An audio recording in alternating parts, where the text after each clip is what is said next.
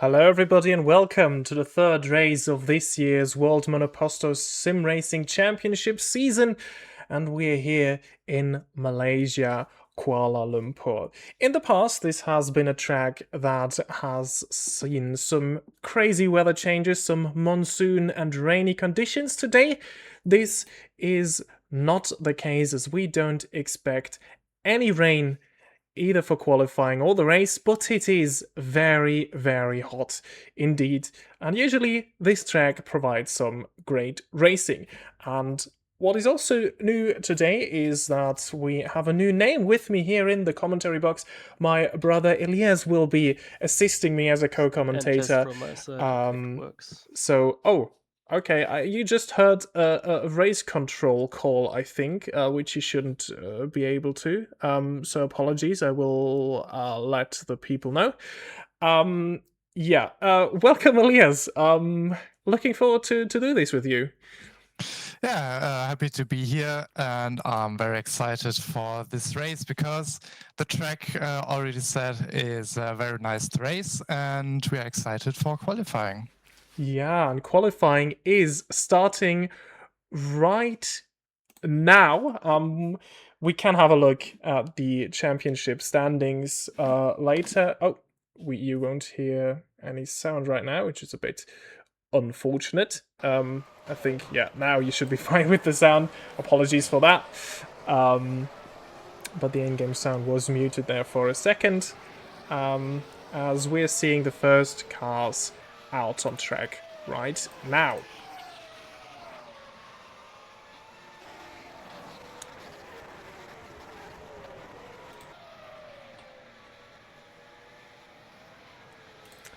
So usually it is Pascal Polens who is one of the first cars out on track.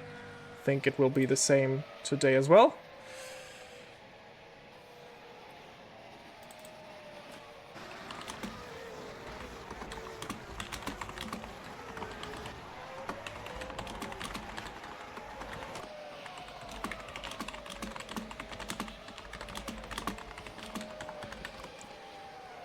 As I just clarified with the sound of race control that you don't hear the calls, we will, of course, as always, give you the calls of race control as we're waiting for the first cars to start their flying laps. 22 drivers today, but all the main competitors are here, and it's the next battle between Philip Puschke and Pascal Polens. Both have one race win so far. This is curious. There is a tire on the middle of the back straight in the front wing, so someone already with a crash, as it seems. As we see Pascal Polens starting his first flying lap in the middle of the pack, actually.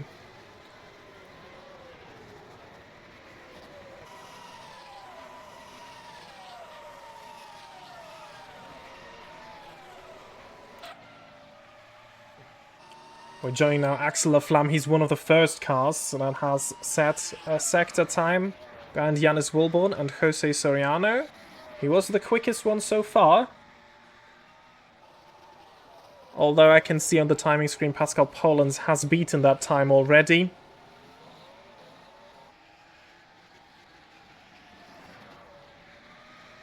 But Laflamme will be the first driver of the top teams to set a flying lap. He's just behind Yannis Wilborn. But so far we've seen that the HRT is not on the level where we had it the previous seasons. Let's go on board with Laflamme. He's now making his way around the final corner.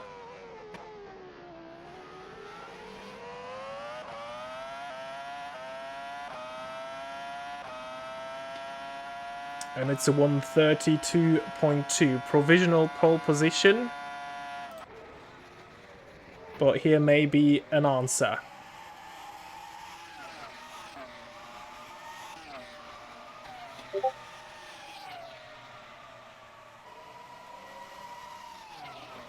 Oh, that's very, very, very tight there. Yeah, 0.003 of a second. It looked like Poland's had the edge. on the main straight and the back straight, but the middle sector, the rather technical one, this is where the SCMM is stronger, and this is what we expect, SCMM going with a higher downforce philosophy. And in the background, this is curious, this is, I think it is Knežević smoking. No, it wasn't Knežević, but another black car with an overheating engine.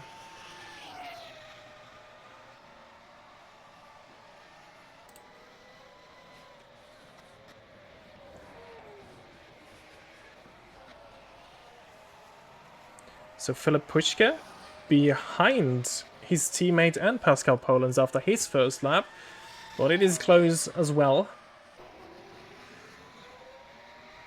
Let's see what Knežević can do. First time on the podium in his second race for Vanguard. He stood on the podium last year, and Lucas Murno has just responded. Oh. And it's even closer at the top now.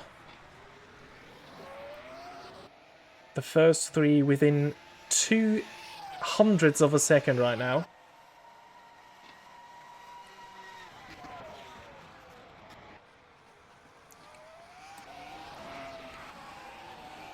Pascal Polens is backing off. Let's watch Misha Smith, who is certainly going to improve on his time. He had a dramatic crash late in the race in Bahrain, rear locking into the wall, and Filip Puška has now responded and taken provisional pole.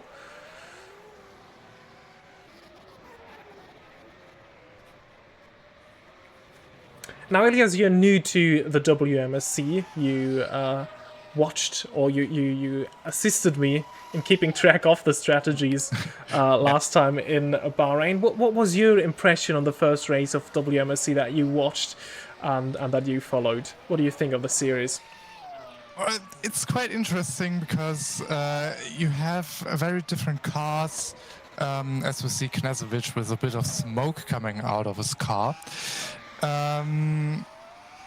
But yeah, it's very tight, good battles, it's fair, and yeah, I'm excited what we'll see today. Yeah, absolutely. And this is surely going to be an exciting one, judging the gaps that we currently see in qualifying. And this is interesting. I thought it was Knežević the first time we saw smoke out of one of the cars, and apparently it's him. It's a bit on and off. There it is again. As always when he's on the power. Look at this, out of the corner. And then surely it goes away now as he's on the brakes. Yeah. So Vanguard operating at the limit. But surely this won't last the distance in the race if he does that.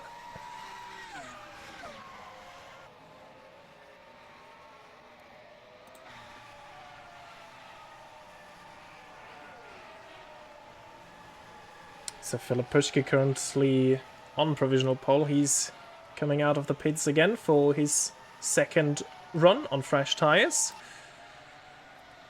But right now it looks like we have three teams competing at the front. We have the SCMMs of Puška and La Flamme. We have the Vanguards as always. But then, today, at least in qualifying so far, it looks like Scuderia Cesario could be back in the fight. They were a bit behind SCMM and Vanguard in the first two races. Lucas Murno off the podium twice. Oh, Pascal Polens is on a quick lap right now. Oh yeah, let's follow Polens. Purple first sector, good call from you there.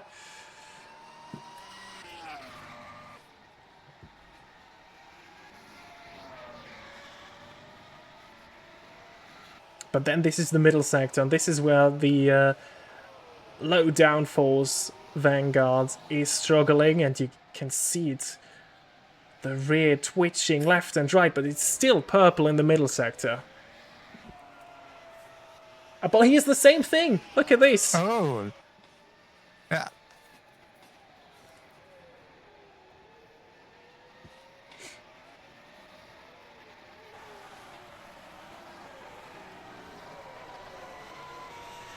And we saw the temperatures at the beginning of the stream, didn't we? And it was very, very warm. And certainly this isn't the easiest track for an engine either. As he comes out of the final corner across the line, and surely, yeah, this is a big improvement.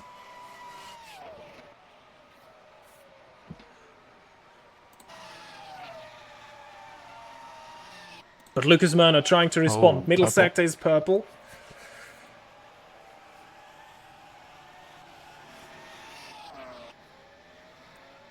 And you can see the difference in car philosophy here. We have the very high downforce designed Scuderia Cesario car with a shark fin and the very, very steep angle of the rear wing.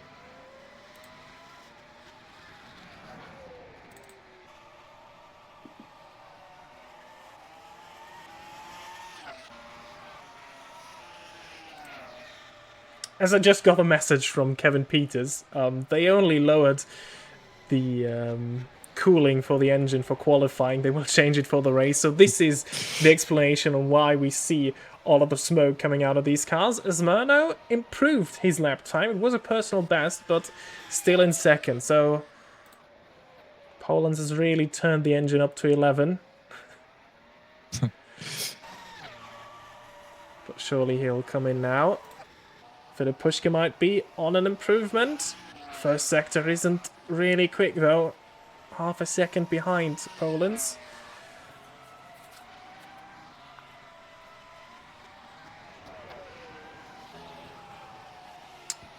And he abandons the lap.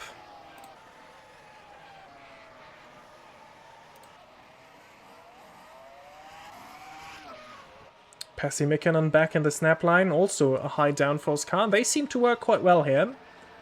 So let's see if Snapline for the first time can have a bit of an outstanding performance. So far they've been rather in the background. Tina Curtis, good improvement, up to P8 for Lucky Hamish.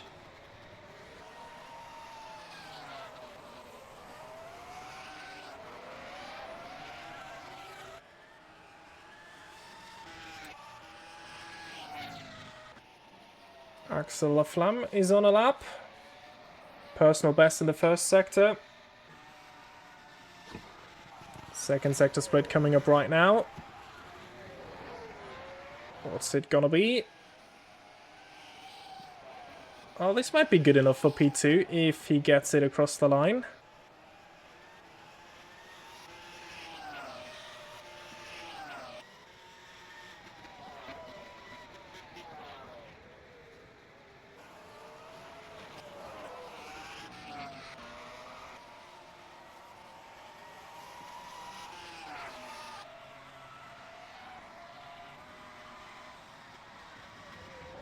And already I think everyone's making it out of the pit lane to start their final pushes in this qualifying session.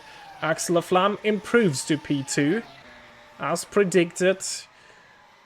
But Poland's Murno, Pushka and Knežević will all look to reply. Janis Wolborn still in the pits. But that would be a good improvement for the HRT driver.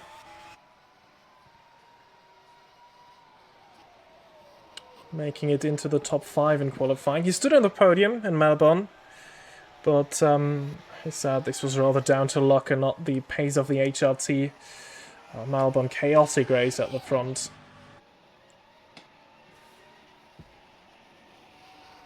And Laflamme had a horrible afternoon last week.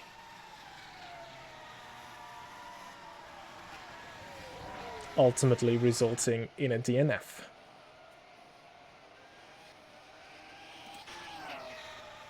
So Pascal Poland's in the pits. He's coming out now.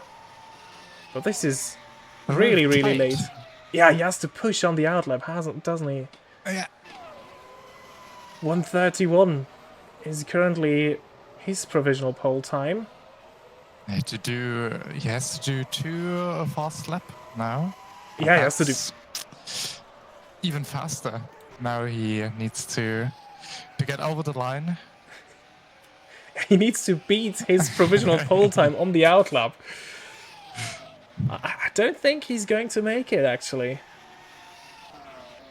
Will be very close, but I think neither. That's this will have a good end. But he has a very, very huge gap to Alex Laflamme. Yeah, and Axel Flam has just made it across the line and went to the pits. Yeah, so he won't improve. Lucas Murno is on a flying lap, but the first sector isn't good either. Let's look at Filip Puška. Across the line, no improvement, still fourth. But he has another chance now. Oh, Murno, purple sector. Yeah, but he's still But the 3/10 down. Yeah. It could be good enough for second, though. Knežević up to third.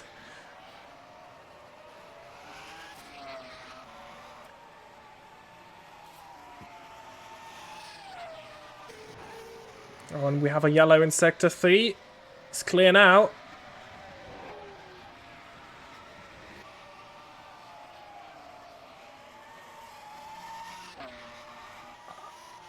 And it's no improvement.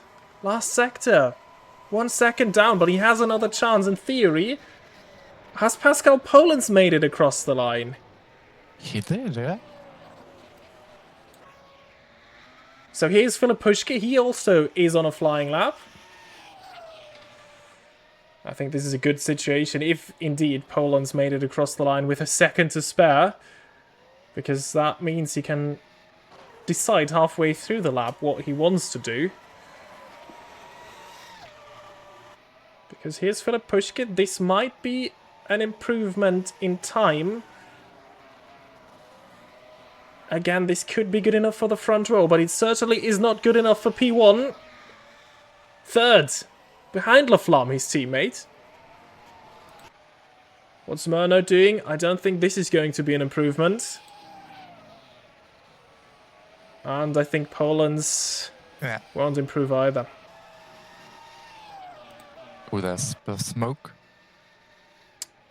Yeah, same thing at the Cesario team. That's interesting. But I think we won't see any improvements right now.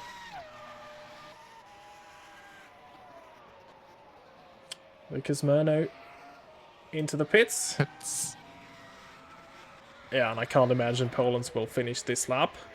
And he will definitely be the last one on the road, though there is a lucky Hamish that went across the line, but there was no improvement either. So, we have our results of qualifying. Pascal Polens starts from pole position 3/10 ahead of Axel Laflamme and Filip Puška, so the SCMMs both together in second and third, Knežević fourth, and then we have an all Scuderia Cesario row 3, but they are closer to the two top teams, so let's see what they can do in the race. Yanis Wilborn best of the rest in 7th, Gustavo Frigoto 8th, Jose Soriano once again decent qualifying performance in 9th, and Dominic Rustemeyer is in P10. Then let's see on the second page, it's Diogo Menegheti, Danny Weller, Tina Curtis, Misha Smith, John Polaro, good qualifying position for him, 15th for Dano Design Racing, Pasi Mikkonen 16th, and then it's Thiago Mello, Harley Self, Matheus Machado, Paulo Willami, and then Maximilian Leega and Gabriel Joubert, and I think Gabriel Joubert didn't really set a competitive time. We saw a tyre on the back straight, so this might have been off Gabriel Joubert. But yeah, this has been it with the qualifying session. Now there will be a 10-minute break as always before we go racing at Malaysia.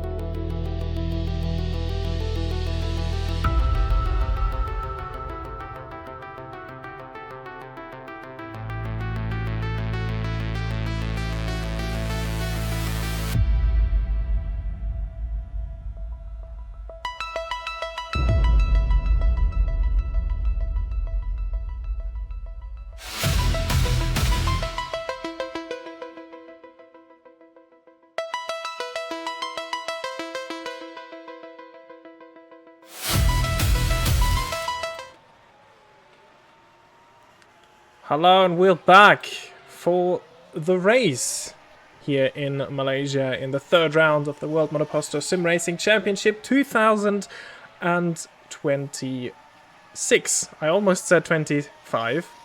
3 months into the new year and I still got it wrong. Yeah, 1 minute to race start, sorry. Oh, that's amazing. We just got confirmation 1 minute till the race starts. So for the first time, I think, this season, we'll be on time. So luckily, things are working out now as we take a look at the starting grid for this race. Pascal Polens beat Axel Flam, his old teammate, to pole position. Filip Puška will start this race from P3, his main rival, Poland's main rival. Then it is Knežević, Murno, Peckley. Good qualifying session for both Cesarios.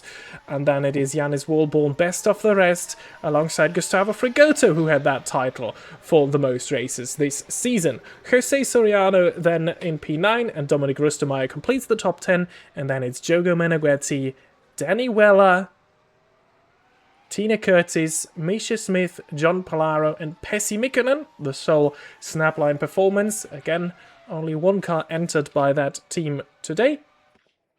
Thiago Melo starts from P17 alongside Harley Self. Matheus Machado is in P19 ahead of Paolo Willami. And then the back row of the grid, Maximilian Jäger and Gabriel Joubert. So, and we have just gone into the race session. So, we're now waiting for the race to start. 55 laps. No formation lap, so we will start as soon as all the cars are on the grid. Elias, who have you for the favorite to win this race today? Poland's look very, very quick today in qualifying. I think he can make it, but yeah, it's very mixed up, and Puška, Knežević, Murno all have the potential to win this race, but now I believe we can start the race now. Yeah, we have all the cars on the grid. 5 red lights are on. And away we are in Malaysia. It's a good getaway for Pascal Polens. Puška is going into turn 1. We have Laflamme all the way down in P8. Oh yeah, he got a grid penalty for the incidents he caused last time. Apologies, we didn't have that in mind. So this is why he did not start on the front row. And indeed, it was Filip Puška who already lost position. To Knežević, there is something happening in the background. Someone off in the gravel. Good catch there, Elias.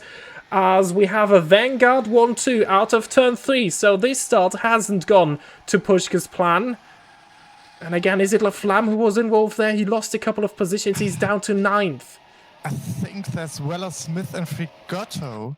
Oh, yeah, we have Gustavo Frigoto. And this is him out of the race. Limiter, now we have a code 80. Code 80.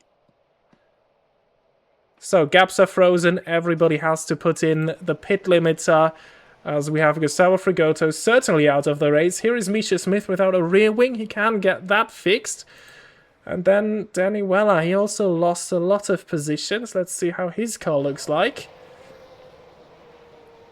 No damage from the outside. Pessi Mikkonen also missing a front wing. So chaos into turn 3. And that's a shame for Gustavo Frigoto. He scored points in races 1 and 2. But he certainly won't score today.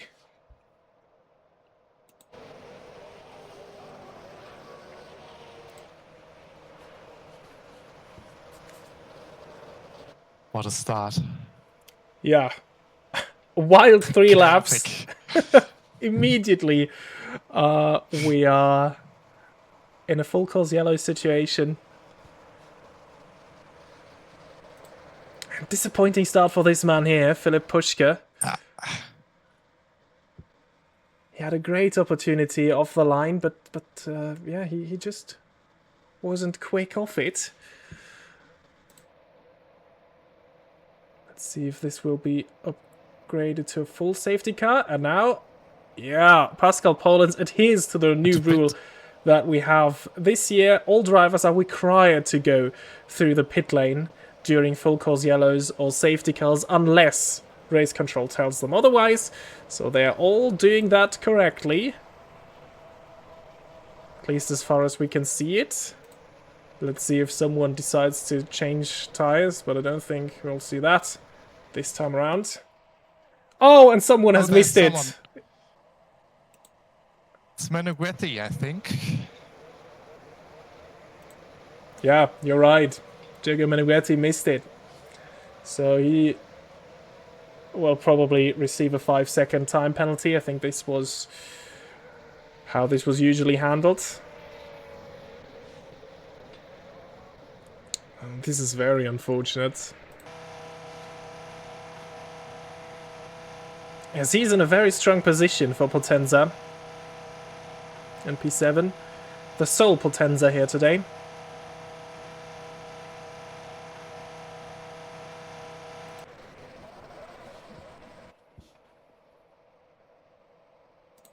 And then we'll have some lengthy pit stops for Pesi Mikkonen, who has his front wing changed. And for Misha Smith, this will take even longer with the rear wing, and I think, yeah, there is also some suspension damage. Look at the angle of the steering wheel.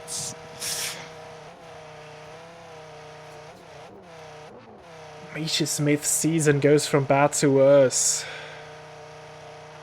Every 2 races before, he had some issues. And some crash. Yeah, it was a spectacular crash in Bahrain even. Almost taking out eventual race winner Philip Puschke.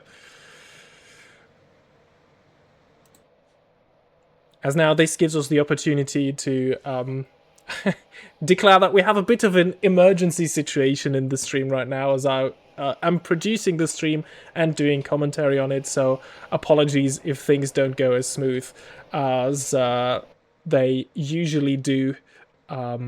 Yeah, I'm not much of a multitasking talent, so sorry if we miss any of the action. And also, it's Elia's first day in the commentary box, so a bit of a unusual situation that we have today. But let's try to make the best of it, just so you know, in case some things are not running as smoothly as they usually do. Race control mentioned that drivers have to go through the pit lane. So there was a bit of confusion, and now they wanted to say everything. Yeah, so again, they clarify the situation. The drivers should know, to be honest, because this was a new rule change that they announced out of the first race in Melbourne. And we had some confusion here and there in the first 2 races. But I think by now... we have Gabriel Peckley listed as a DNF. And this looks like a disconnect, I think. Gustavo Frigoto, of course, he has retired. Yeah, we saw why that did happen. But we lost one of the Cesarios, and this is also unfortunate because Peckley was in a good position there. Qualified P6, just behind his teammate.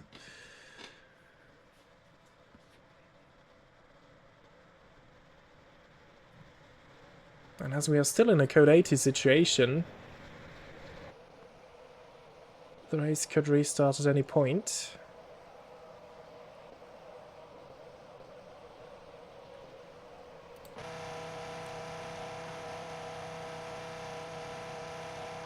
And this time Meneghetti gets it right as well.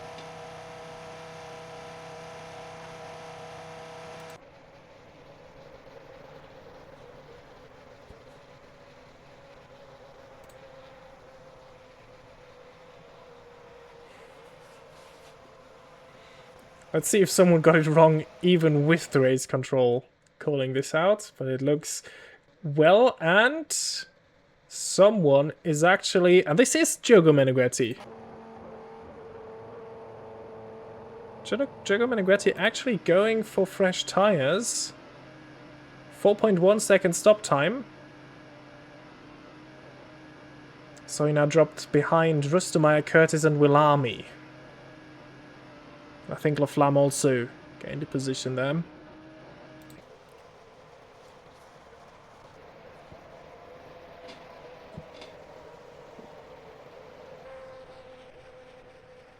I think Misha Smith and Percy Mikkonen would have hoped that this would be upgraded to an actual safety car so that they can gain the time back that they lost. Let's go on board with Misha Smith and look at the state of the suspension. Has he got that fixed as well? It looks much better now. The steering wheel is actually pointing straight as he goes in a straight line. Oh, Peckley has rejoined as well.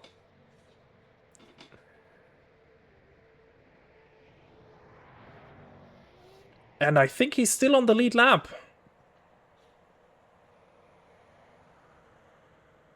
Yeah, he's not a lap down. Yeah. Neither is Misha Smith, which is good news for him. So I think that was a... If there ever is a right time for a disconnect, it was now.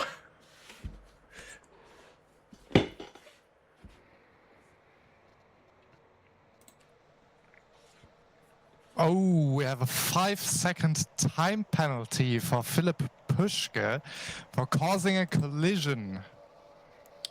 Oh, and this is interesting. We didn't see exactly how Puschke was involved. But it was during the code 80, I believe. Oh, There okay. was a contact. Pole yellow will be cleared, and we race again. So, green flag running once more, and immediately the battle for P2 continues. There's a bit of a gap for Pascal Polens at the front. Philipp Puschke now with a lot to do. 5-second time penalty, and he's Murno and Wilborn very close to him. Final corner, first proper overtaking opportunity now after the restart, and Murno's going for it. Meneghetti have a drive-through penalty for ignoring the rules during focus yellow. Oh yeah, this is not a surprise. We knew that was coming. But drive-through, this is a harsher penalty, I think, than what they did earlier, where it was always a 5-second penalty, but I think this was then because that was a very new rule. Oh, Gabriel Peckley is now listed as 1 lap down, so indeed he did lose a lap. I think the game just corrected it. Or is he in the pits again? I think he's running. I think he's running, yeah, he's not in the pits.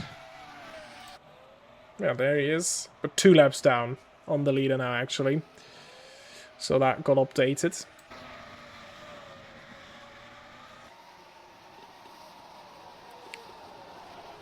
So let's follow the battle for P2, which is the closest battle on track. Misha Smith with a new best lap. But I think this will change as soon as Pascal Polens comes across the line. Although Axel Laflamme, purple first and middle sector, so he's the quickest car on track right now. Here he is catching up to Jose Soriano, who's in a very strong P6 in only his 3rd WMSC race ever. All sorts of change of position further down the order. But we don't want to miss anything that's happening at the front. Let's go on board with Philipp Puschke, who's very close to Knežević. Can he go for a move? Knežević goes defensive. But he can't hang it around the outside of the Bosnian driver. Meneghetti now serving his drive-through penalty.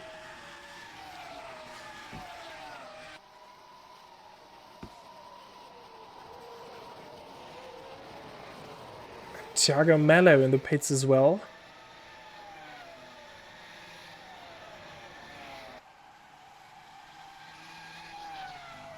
Now the drive-through penalty that Meneghetti had needs to be saved in the next couple of laps, but the 5-second time penalty that Philip Puschke has can be served at the end of the pit stops, and we have Maximilian Jäger now as a DNF, so this looks like another disconnect. Because it happened so suddenly. Thiago Mello with another drive-through penalty. Oh, did we get a call from race control, or is it just the... No, we got a... Ah, he got it from the game, right. So this is probably then for speeding in the pit lane. Penalties can be issued by race control, but track limit penalties or speeding in the pit lane penalties will be issued by the game. And this is how we get informed by it. So Thiago Mello, with that pit stop, has received a drive-through. Oh, and in the background, Wilborn going for a move down the inside of Lucas Murner. I think there's a bit of wheel banging, but Wilborn's through.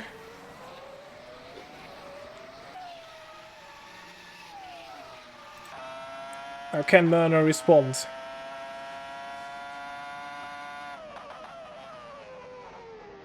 Not right now. More action going down there for the final position in the points. Top 10 receive points. It's Dominic Rustemeyer. He lost out at the start quite a lot as well, but he's now up to 11th, past Paolo Villami in the Apex Motorsports car. And I think his teammate Danny Weller just behind in P13 will try to find a way through as well. Unusual spots here in these fast right-hand corners. But he gets the United Racing Club car alongside. And he is up to P12.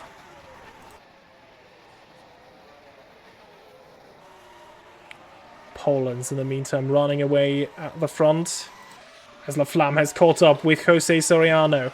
And they're also quite close to that battle for P2 that we've been following throughout. There goes La Flamme into the final corner. Soriano not fighting this one too hard. And La Flamme with some really good pace right now. Peckley gets a 5-second time penalty for ignoring blue flags. Oh, that's a shame. Yeah, and he's at the back of the group. I think that's Gabriel Jubert ahead of him. Yeah, it is. So, of course, Peckley has the quicker car, but if he gets shown blue flags, he has to let them by.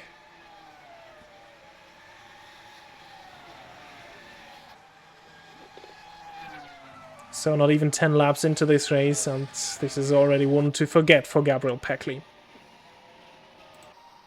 Harley Self makes it past John Palaro. Dano Design for the first time, I think, in the points. Running in the points. But I think now he will have to give way to Dominic Rustemeyer as well. Who's already catching up quickly. And you can really see the very high low downforce design of the Dano Design Racing. Their rear wing is essentially just a plank. Surely this will help them at races like Monza. But here, especially in the middle sector, this will be quite painful for them.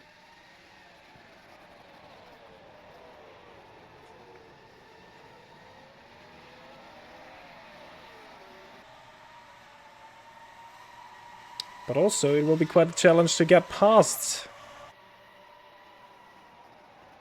But then into the braking zone. That's Rustemeyer through.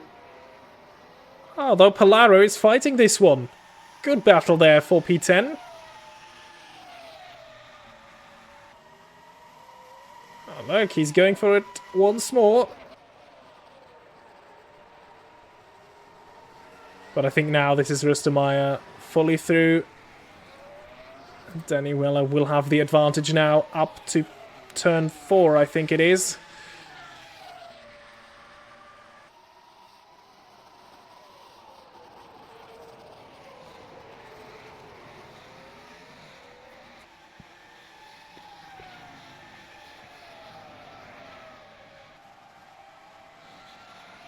Polaro's doing well with what he has to offer, but this is where Weller made a move previously against Paolo Willami. But this time he can't get his car alongside.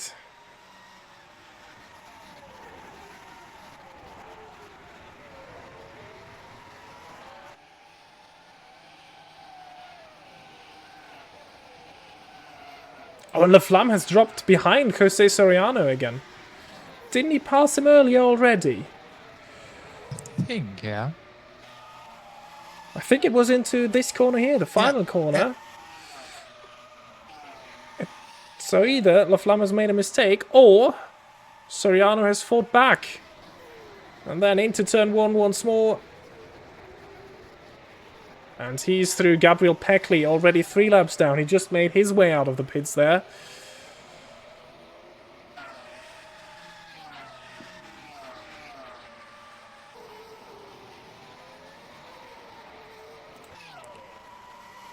And there we are back with Palaro and Weller. Now Weller really losing time compared to his teammate.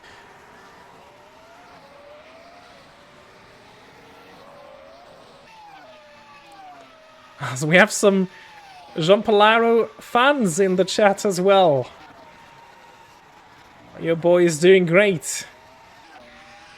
Really frustrating Danny Weller now.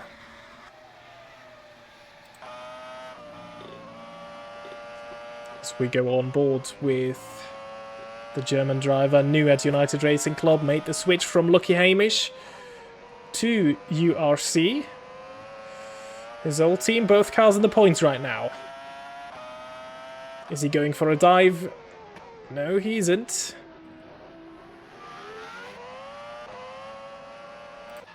Oh, as we have Laflamme versus Walborn. This has gone wrong in Bahrain. Do they leave each other the room? This time they do. Laflamme up to 5th. And this can still be a good race for him. As Jose Soriano has gone with him. Might also be able to attack Yannis Walborn, the 2-time champion of WMSC.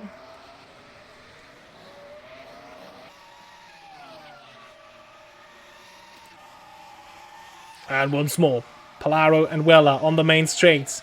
But Palaro has the quicker car in a straight line. Here goes Weller.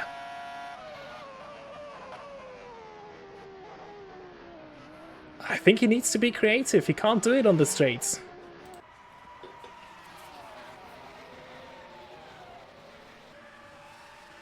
As Peckley is in the pits again. And Walborn and Laflamme gets a warning to drive fair to each other. These two have a history, as we already said. And I think there's no love lost between the two of them. I think they both weren't happy how they went racing against each other in Bahrain. Oh, I think Peckley retired from the race. Yeah, you're quite right. He's in the pits. I think it was the 4th time that he went into the pits and now he has retired. He had a DNF, a disconnect, sorry, during the full course yellow, which was very, very unfortunate. Lost 2 laps then. And since there, things only got worse. So I think he's called it a day after only 10 laps in this race. As here, the situation between Palaro and Weller has slowed down a bit. But I think this soon will be a 3-car battle.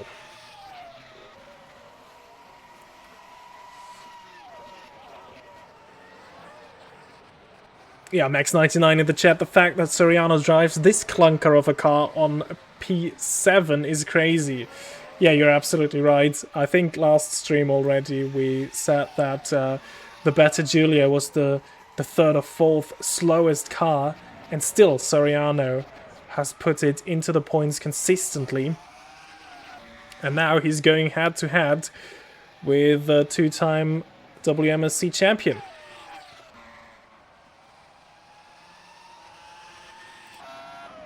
And again, this is where Weller is close, but these quick right-handers, this is just not where you see many overtakes. He managed to make use of a poor exit by, I think, Paulo Willami it was earlier. But Palaro is quick in all the right places so that Weller can't make a move. And now Pessi Mikkonen is in his mirrors. Oh, but now he's really close. Oh, this is an unusual spot to go for a move. Mikkonen rubbing his hands behind. Side by side they go out of the second to last corner. Weller is ahead, but what can Palaro do into the braking? Round the outsides.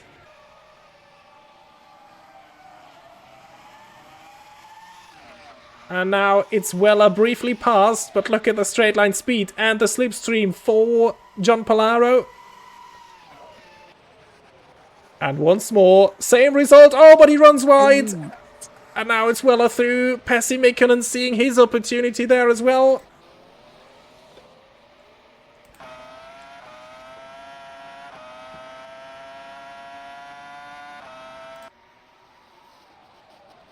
And that will be a sigh of relief for Denny Weller. For Pessi Mikkonen, this will be even more difficult because Mikkonen has that very high downforce design. You can see it, he has the shark fin and the very high rear wing.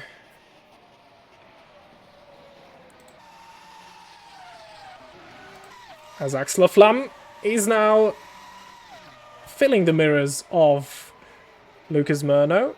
And once more into the final corner. This is where he loves to overtake. He made it past Soriano, Woolborn, and now Murno in this corner. Now he will set after his teammate, who himself is trying to find a way past Knežević.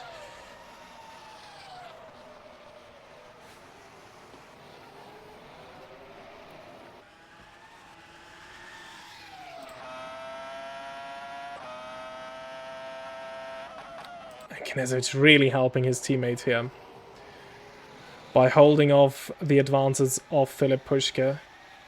8 seconds clear already. As here is a battle for P9. Trading places, Rustomai and Self. These two have been close together all the time. Oh, yeah.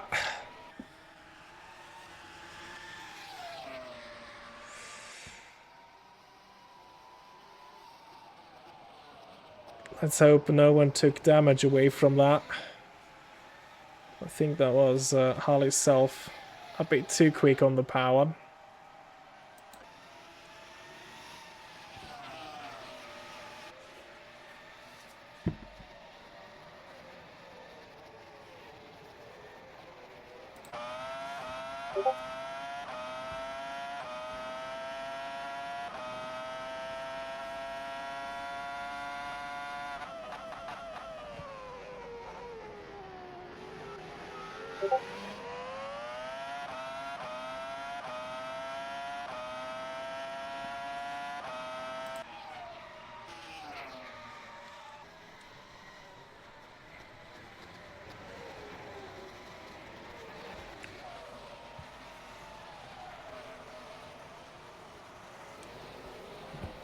There's a slow car in Sector 2. Drivers were advised to be cautioned about.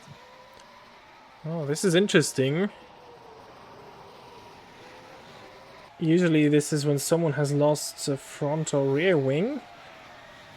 We are now in Sector 2 with Knežević and Puška, so let's see if we can spot that slow car on track. They're now coming up to some lap traffic.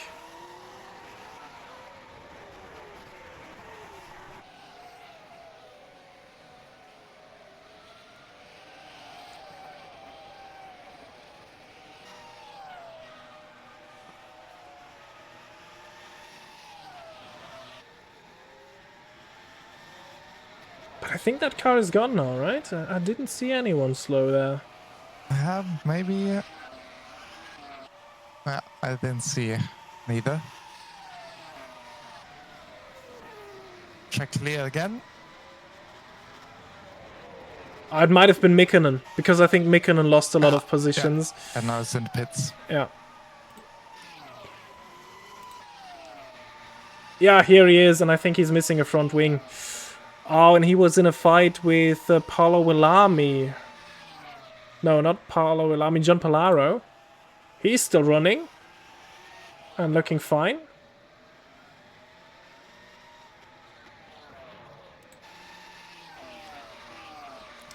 And now this duel for P2 has become a three-way fight, because La Flamme, he still is the quickest car on track. He has set the fastest lap time, 1:34.1.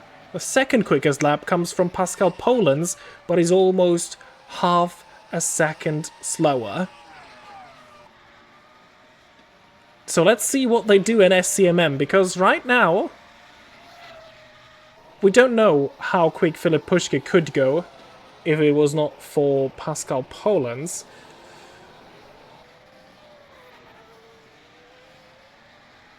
But La Flamme might be able to go quicker. He was quicker in qualifying, but of course Puschke is the car that is in a championship fight.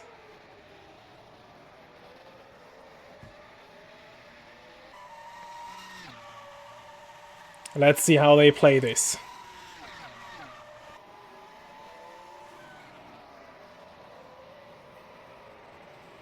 Oh, and Knežević into the pits.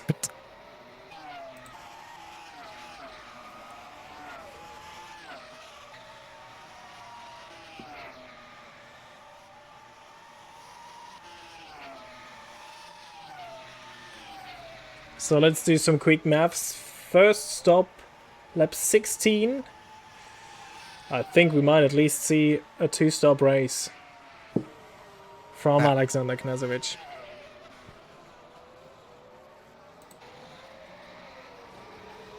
And let's see if one of the SCMM reacts. Do they extend the stint with Puschke? Or do they reply with Axel La Flamme, hoping that La Flamme can maybe try and take the fight to Knežević on the same strategy? We should not forget that Puschke has a 5-second time penalty, I believe. Oh, you're absolutely right. He received that 5-second penalty for causing a collision during the full cause yellow. So that will certainly hamper him. But let's see what the first lap time is. Now that he has clean air. Cleanish air. There is a car ahead of him. Oh, there's someone went wide. Yeah, I think that's Matheus Machado in the Dano Design car.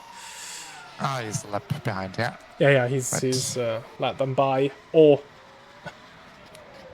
voluntarily or not. And oh yeah, this is exactly what I thought would happen. La Flamme is in the pits, and SCMM will now try and take the fight to Knežević on track with La Flamme, and hope that this helps Philipp Puschke, who didn't find a way past. Philipp Puschke's last lap time was a 1:35.666. Compare it to Pascal Polens' last lap time, 1:35.3. So Poland's still quicker than Puschke on the previous lap.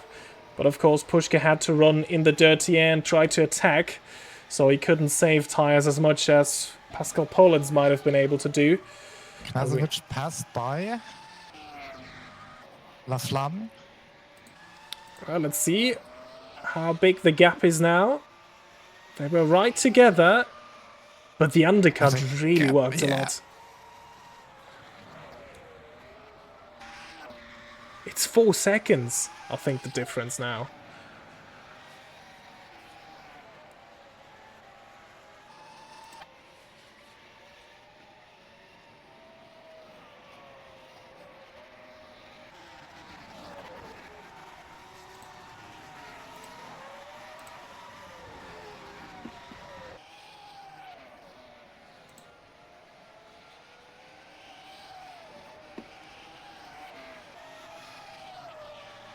So I think the interesting thing to watch for now is what do the other drivers at the top do? When will Pascal Polens come in? But right now it looks like Poland and Pushka both trying to extend their stints. Now on the last lap, Pushka was a bit quicker than Poland. He gained 2 tenths.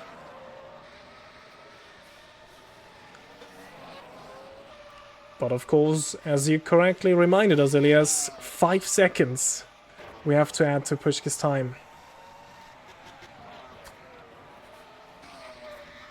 Knezovic now with the fastest lap. Oh, yeah.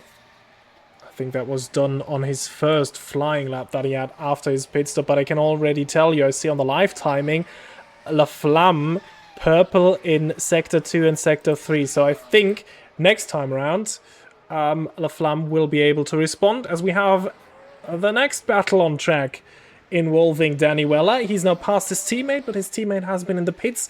These two haven't, if I'm not mistaken, so they are still on the tires that they started this race with. Yeah, you're right. And La Flamme is quick. Purple first sector.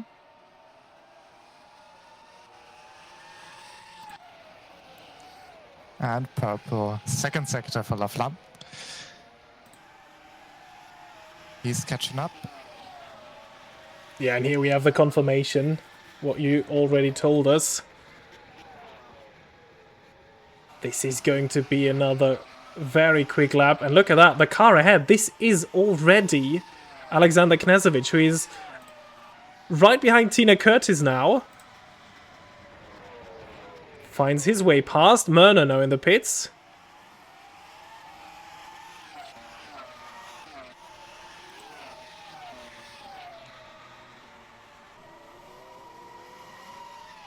And there is the fastest lap, 1:33.0. But this is an unfortunate spot to get close to Curtis. This helps Knezovic a bit. On the outside, Curtis not fighting that one too hard. Yeah, very fair.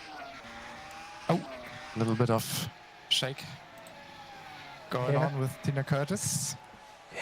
She just kept it together there.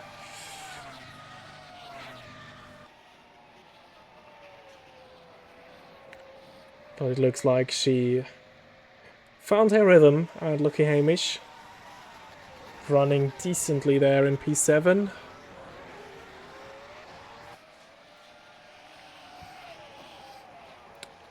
And this is also a good opportunity for her today, as Gustavo Frigoto, one of the main point scorers outside of the top 3 teams, he's out.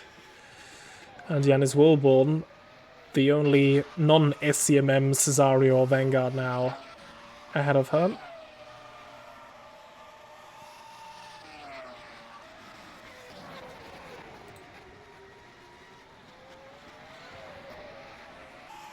Speaking of him, there he is in the pits.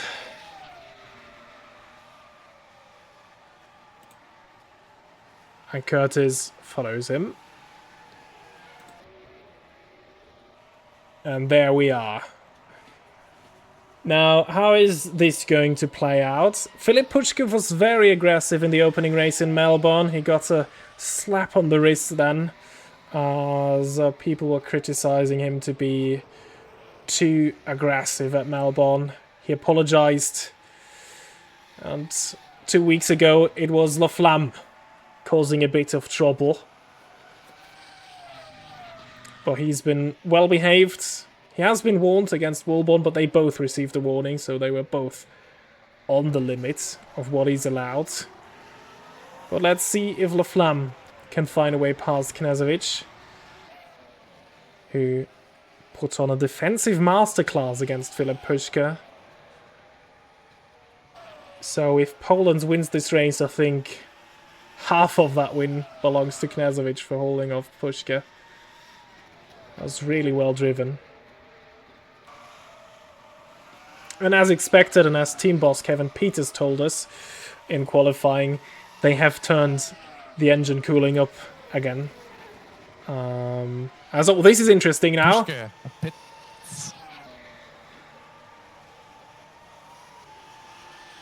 So let's see where Laflamme and Knežević are. They will be past Filip Puško, of course. And now let's go on board with the man that's been running in P3 for the most part of this race. And he served his penalty. Yeah, so he's clear now. And if you're wondering, if you're new to WMSC, well, wait, that wasn't 5 seconds. Yes, it wasn't, but you can clear these 5-second penalties by stopping at the end of the pit lane, coming to 1 full hold, and then you can immediately push again. So this counts as your 5-second time penalty served. Danny Weller now in the pits as well, so Harley Self will have some space to breathe now, as we are following the battle for P2 again.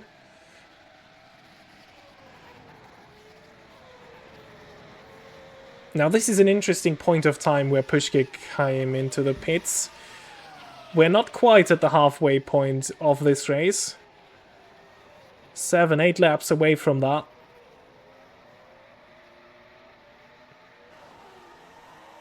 So if they want to make it on a one-stop, same goes for Pascal Polens, who has responded now, they will have to extend their last stint by a couple of laps. I don't even think the one-stop is possible. Oh, and this is going to be very close! Oh, Laflamme! He still has the room! Oh! No! Yeah, but he kept it on the track. Yeah, at least he kept it pointing in the right direction, but I think Laflamme will be complaining to race control. He had his front wheels alongside the side pods of Knežević going into turn 2. Now, did Knežević leave enough room there?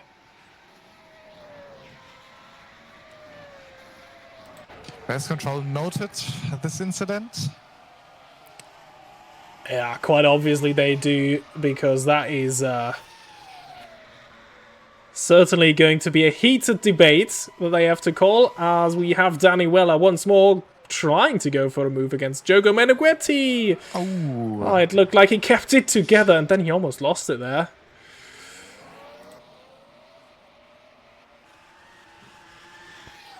But I think what you were able to see there is the difference of tyre life. I think Diogo Meneghetti has been on these tyres for quite a while now.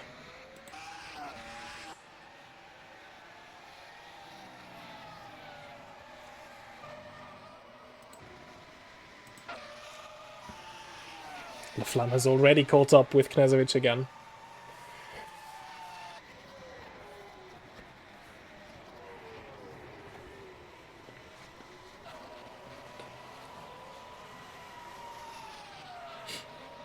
Now, in terms of strategy, the question is, can you make these tyres last 33 laps? I don't think so. It's a very, very, very long race. I don't think that a one-stop will handle this. And I think you are quite right. Tina Curtis... No, Harley Self in the pits now? Well, we saw Curtis, but she was in earlier. She was in, yeah, but I think... No, she was not in the pits. Oh, Jannis Warborn is in the pits again. And I think, was he missing a front wing? I think he is. It's a long stay, yeah. So Warborn had some sort of incident. Yeah. I saw someone going into the pits wondering, well, they were before. It wasn't Curtis, it wasn't Self. Yeah, he was in pits in lap 20, so there must have been an incident. Surely. This is a very long hold. Oh, yeah. Yeah, there is the front wing. And this was a very long hold, even if you have your front wing changed. I think there was some suspension damage probably then as well that he got fixed. So this is him out of the points. And this means Jose Soriano once more moves up another position, and he is now 6th. He had his best finish last time out. 7th he finished in Bahrain. P6 would be another improvement. Great job he's done in the races. Yeah, and this is the thing in WMSC. If you manage to keep your nose clean in the midfield, you're immediately a candidate for points. As now Harley Self is in. And I think he now really is the last one of the top 10 to stop. And even he didn't manage to get to the halfway point. Though I think in the Lucky Hamish, he could try to go for that one stop. Yeah. And to make these tyres last. 30 laps from here. Of course, there's no refueling, so the car gets lighter, and usually that means also less I tire wear. have to stop you right now because Knezovic has a 5-second time penalty and Laflamme gets a warning. Okay, so Laflamme with another warning, though I must say, I think I agree with race control here. Knezovic closed the door while Laflamme was still there. And now And he wants his revenge. yeah, I absolutely. Oh, this is going to be very tight. The Oh! I think this time it was Laflamme, and it's the same situation all over again. Oh, Laflamme is right on the edge. And, I mean, he received 2 warnings.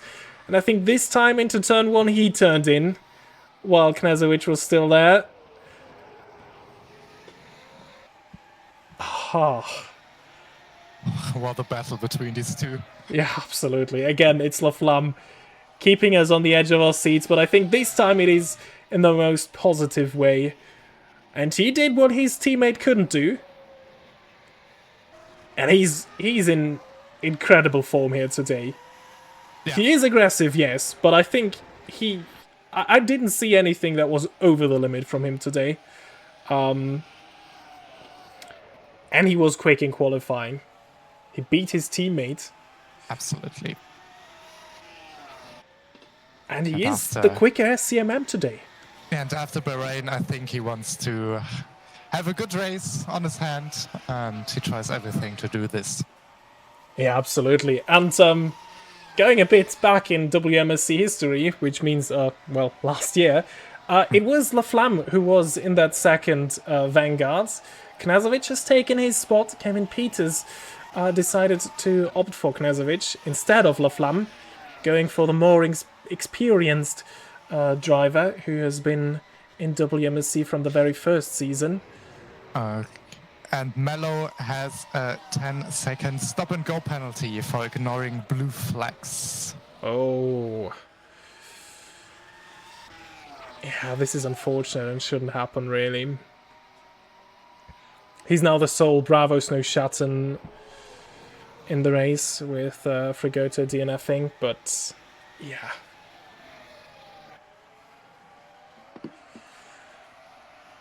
Oh, don't mind the timing tower showing self in the pits. That is actually not the case. He's still running. There we have it updated now. Let's see if Laflamme can close the gap to Poland's even. Because as we said, he's really quick today. It's very, very quick, yeah. Absolutely right. But 10 seconds is a bit of work, but now I don't know if the timing is correct, but Poland's lost 1 second right now. Yeah, I think the timing table is... Yeah, it goes up and down again depending on where they are on track, but I think the gap is somewhere around 9 seconds. Yeah. As Philip Puschke, because of this 5-second penalty and his later stop, he has lost track position to Lucas Mörner, but he has caught up to him. And I think this should be a much easier pass for him than it was with Alexander Knezovic. And past, he flies on the main straight into turn 1. Nothing Mörner could do. The Cesario not quite on the level. where it was last year. Where especially in the middle part of the season it was Murno winning race after race after race. Now he's fighting hard to even be in contention for a podium.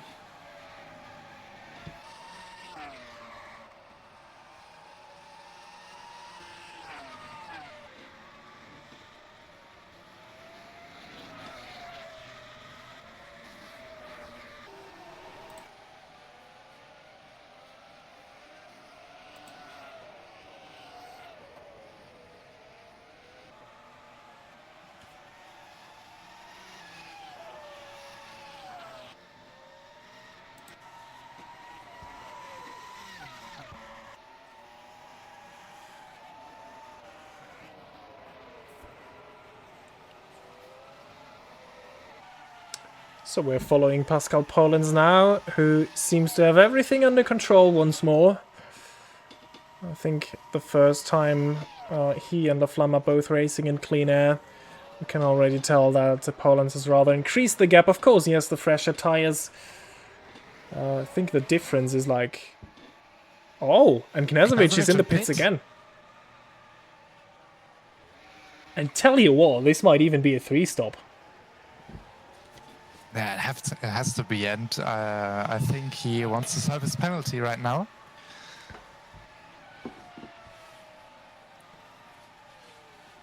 And he does that.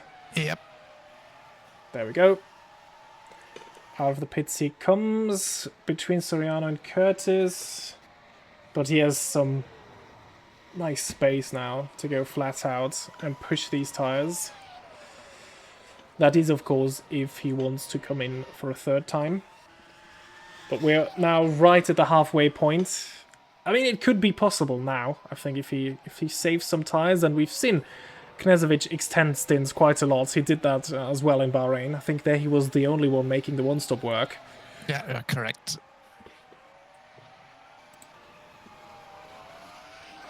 As we have a battle here for P11, I think Misha Smith just made it past Jürgen Meneghetti, but Meneghetti is coming back.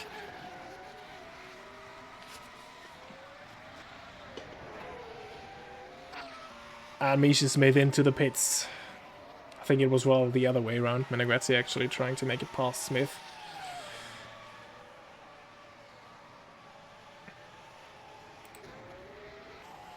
Then we had that mysterious stop there by Yannis Wilborn. Unfortunately, due to technical limitations, we can't offer you. Pits too. Oh, so I think this is Laflamme reacting to what Knežević is doing. So they are covering Knežević. And I think this is in order to help his teammate. Now, where is Knežević?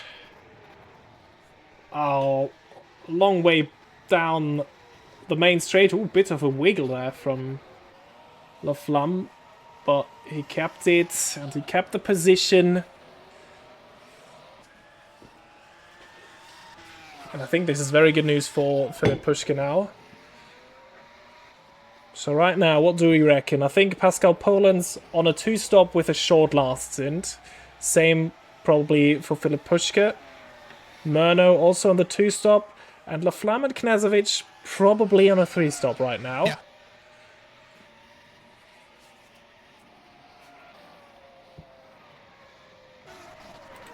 And Jose Soriano, even if just briefly, up to P4.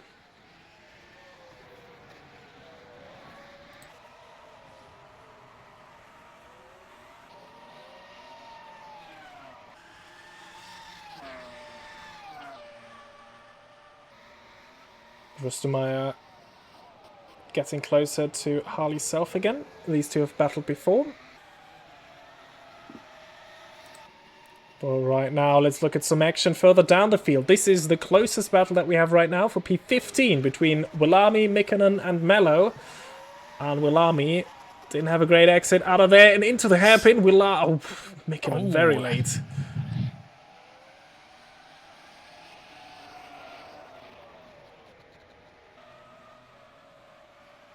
Keep it clean, lads. Ooh.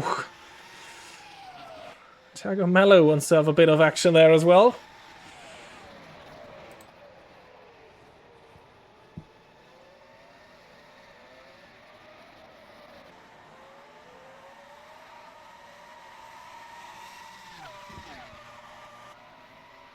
And there we go, Thiago Mello makes his way past as well. As just behind them, Dominic Rustemeyer just made it past Harley's self. I say just behind, a lap ahead actually.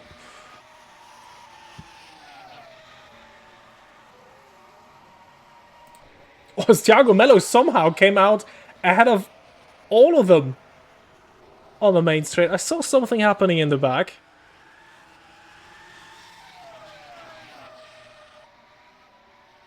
But Thiago Mello also passed Pessi Mikkonen on the main straight then.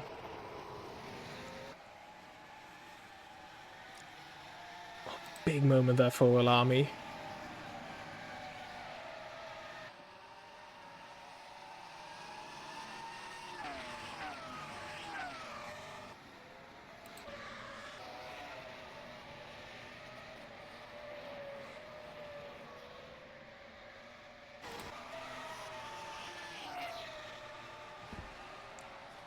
The Flam with the fastest lap. Knežević couldn't counter it. 132.585 for La Flamme, 132.966 for Alexander Knežević last time round. But for both of them, it was the best lap of their races respectively. And at the front, Filip Puški is slightly going quicker right now than Pascal Polens. But yeah, the gap's 18 seconds.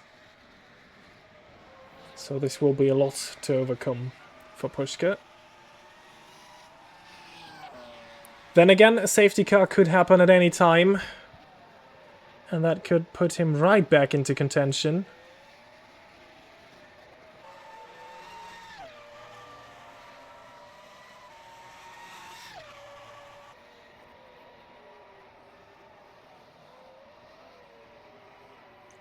Yeah, and I think this is a bit of a shame for him, because the SCMM was on pace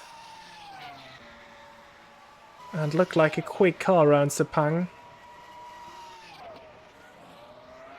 But losing a position off the line to Knežević, I think from there Polens was able to take control of this race and build a gap that will be very hard to overcome.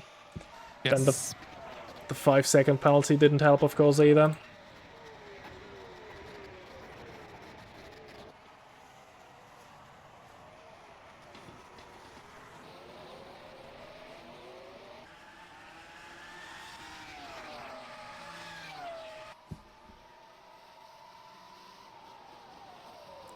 Ooh, La Flamme sending it into turn 4, but I think this was important. Knežević might be back 2 seconds, but if he has to stay behind through that technical middle sector, that gap could come down quite quickly.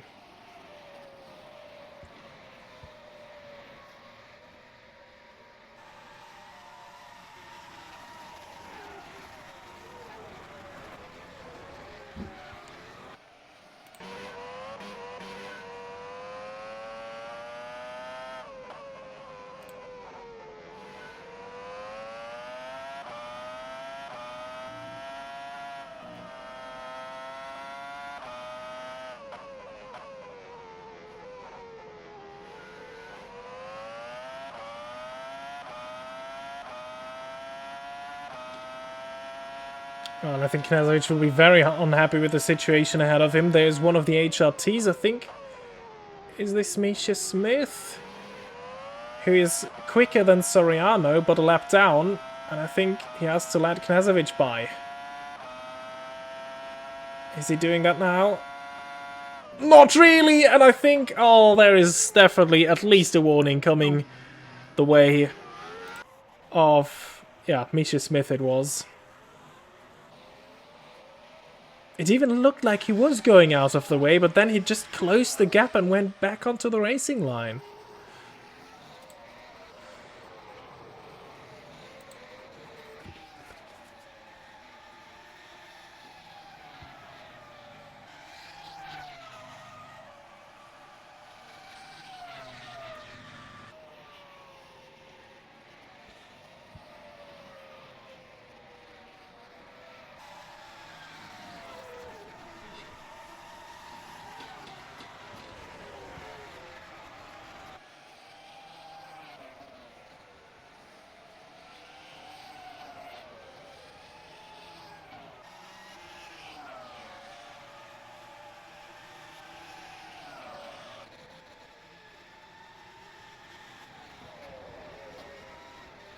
So Elias, when do you expect the next pit stops to happen for Poland and Pushka? It shouldn't be too long now. I think they will come into the pits in the next 5 laps, I believe, and then have a short stint to the end to have the best tires to defend their position. Poland has a huge gap to Pushka, so he has a lot of opportunities, and Pushka also have a gap by 10 seconds to Murno, so these two will control the race, I believe, and we'll see the next pit stops very, very soon. So thank you for that bit of information. Yeah, and I think you're absolutely spot on there. Pascal Polens has it all under control, and he can just wait for what Pushka does and then react to it. Yeah, Pushka in a difficult situation. He can't really put much pressure on Polens. The lap times are neutralizing themselves. The gap isn't really coming down. Last lap, it was Polens 1/10 quicker.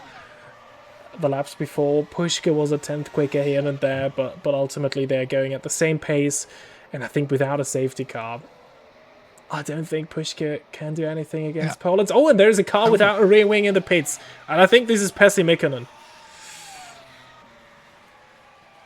Oh, front and rear wing got, and their tire.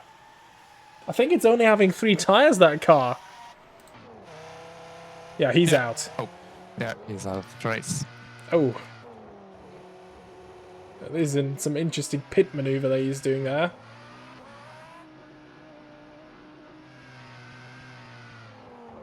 And as you said, we have a 5-second time penalty for Mika Smith. Ah, yeah. Well, no surprises. Mikkonen parks it at the end of the pit lane. It's interesting. Mika Smith. 5-second time penalty, but I think today we'll see a race where no HRT scores any points. As it stands, yeah, you're right. Yeah, this is a bit of a deja vu for them. HRT once was the dominant team of WMSC. They won both championships in 2023 and 2024. Back then it was Pascal Polens and Jannis Wilborn in these cars. Wilborn took both drivers' championships. HRT took both teams' championships. Then it was all changed for them in 2025. Micha Smith came into the team and he was joined by Alexander Knazovic, while Jannis Wilborn briefly retired from WMSC racing overall.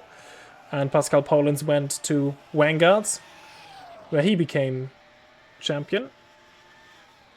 HRT struggled with their new lineup in the beginning, not scoring in the first rounds of 2025. Oh, and again, something weird's happening for Micha Smith. He had that weird rear locking in Bahrain, which took him out of the race. And now this was like front locking, I think. And now he's just standing there. Oh. He's at full throttle. This might also... Yellow. We have a full course yellow. Okay, full course yellow there. And I think this might be a hardware issue. Something with his pedals or wheels disconnecting. Oh, he's on fire. That is now Micha Smith definitely out of the race. Oh. Yeah, he was on full throttle. I think that was why the engine was overheating. He's right at the limiter, but in neutral. And then overheating. Strange. And now we have a fire on track. The fire marshal's there on the left, not being too concerned about the situation. Fire has put itself out. So Micha Smith is safe there. But that was a weird incident. Yeah. All of a sudden the front's just locking. As if like brakes and power was applied at the same time. When we were on board we could hear it. And race control said they will upgrade to a safety car later. And this means this race is open again. Yeah. So Danny Weller is in the pits and getting his tires changed. I think we will see everybody doing this. Yeah. So this is all of the strategies out of the They need window. They can now all go for fresh tires, and I think we're now at the point where they might be able to make it to the end with the tires.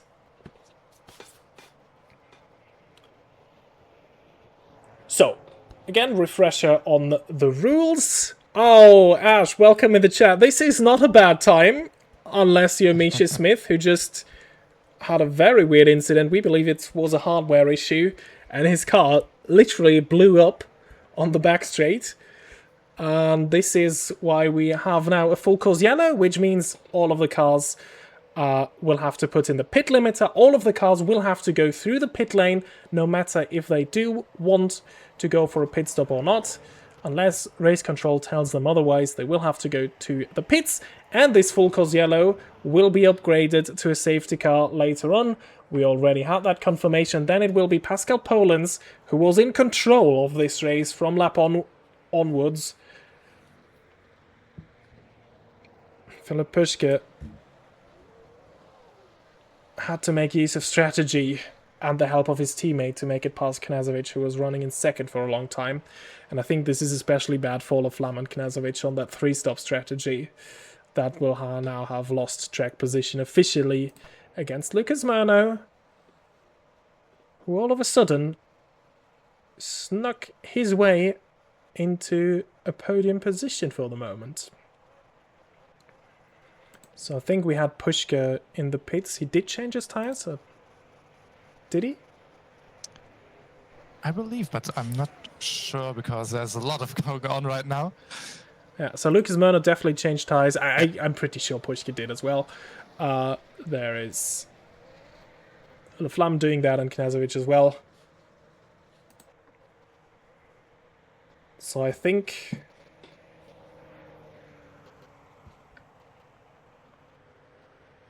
we will now have a sprint to the end as soon as we had this safety car period and as soon as we had the restart then.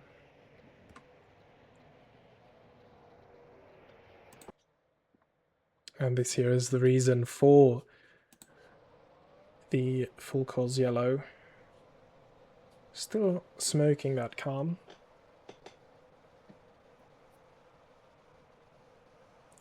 We'll try and find out what's happened to Misha Smith, because that was a really odd incident. Just as it was in Bahrain. He seems to be struggling with something out of his control there.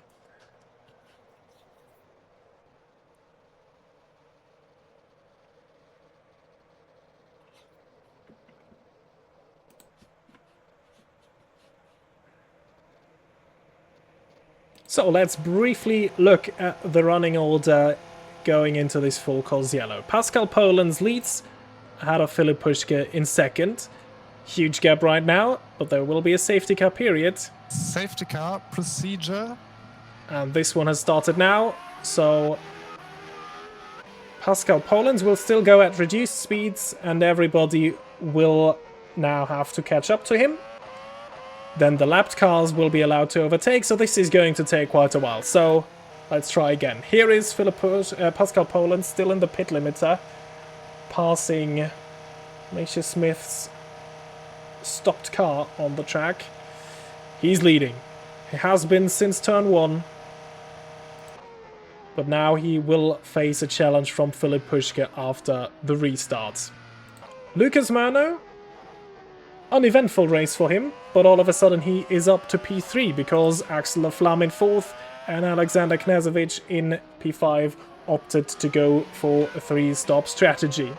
Jose Soriano once more incredibly running in P6 with the Beta Giulia. That is one of the worst cars this year. He was 10th in Melbourne, 7th in Bahrain, running in 6th now.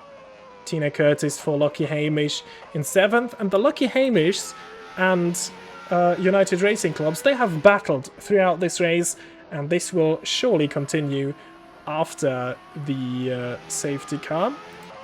Dominic Russumai the 9th, Harley Self in P10.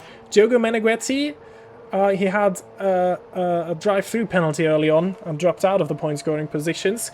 He is up to P11 again and will have the chance to fight for points after all. Yannis Wolborn, he was in the points for the most part of this race, but then he lost his front wing. We didn't saw what caused this incident, but he had a very, very lengthy pit stop to get his car repaired and drop to P12. Still points on the cards after the restart. Thiago Mello, he had a spectacular battle with Matheus Machado and Paulo Ilami, I think it was earlier. Machado is in 14th, the only remaining Dano design, because John Polaro at some point retired, which is a shame because he was fighting in the top 10 early on. And then we have Paulo Ilami in P16, Gabriel Joubert. Oh, this is interesting. On my time screen, they are the other way around. Willami, now it's refreshed. Willami 15th, Joubert 16th officially. And, well, Misha Smith, he's out of this race, still standing on the back straight. And he has retired now. So I think we will see the procedure for the unlapping. Elias will let you know because he will get the call from race control when this procedure starts. So every car will usually be told to pass the queue.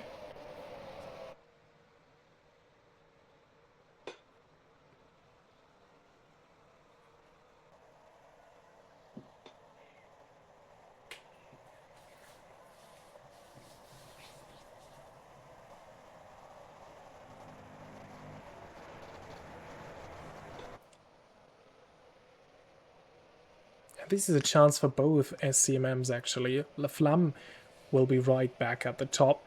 He passed Murno earlier already. And now lap cars are allowed to unlap themselves. And we immediately saw Harley Self taking no time to do that. That was dangerous from Pascal Polens with Yannis Wolborn breezing down behind him.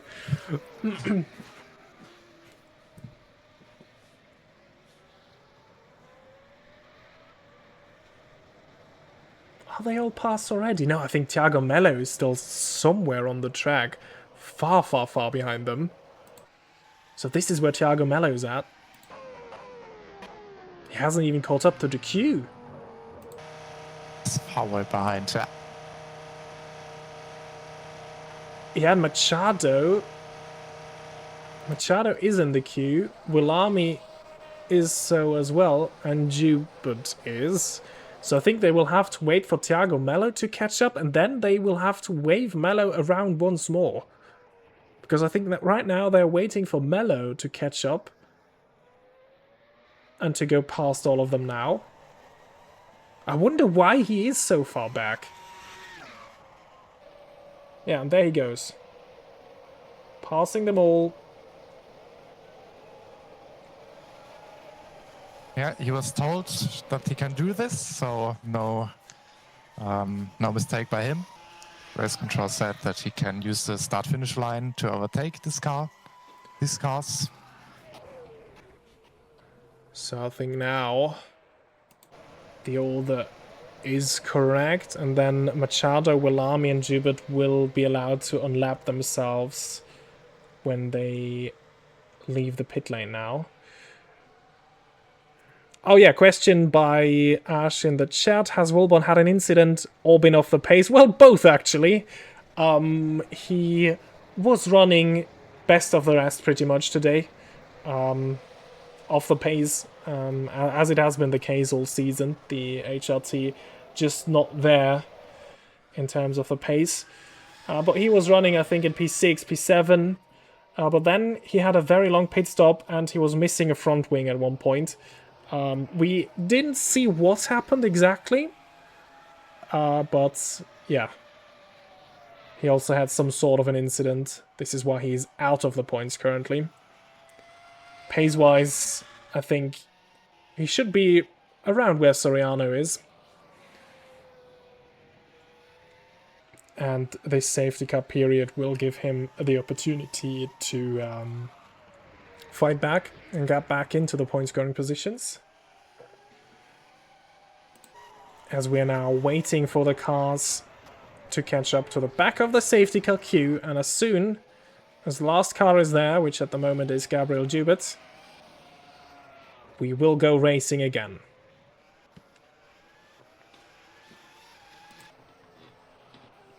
And I think all the strategies, as already mentioned, have neutralized themselves now. And all of the cars will be able to go to the end. Well, a race this was by far, right? Yes. So far, we had a lot of action. And it's only going to be a lot more eventful now. Poland and Pushka, pace-wise, they were on the same level in the race. Poland's had the edge in qualifying, but as soon as both were in clear air, the lap times were very close to one another. It was just that Poland's had that big gap thanks to the first stint where Knežević was defending from Pushka, and that allowed Poland's to build that gap. But now this work has come undone.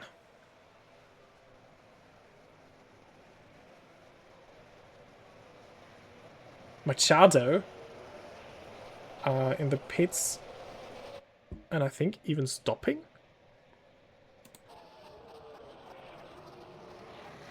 No. Okay, this is just the timing tower being a bit off. So there we are.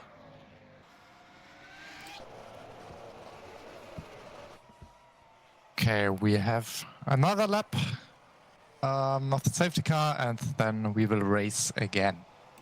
Oh, this is very good news.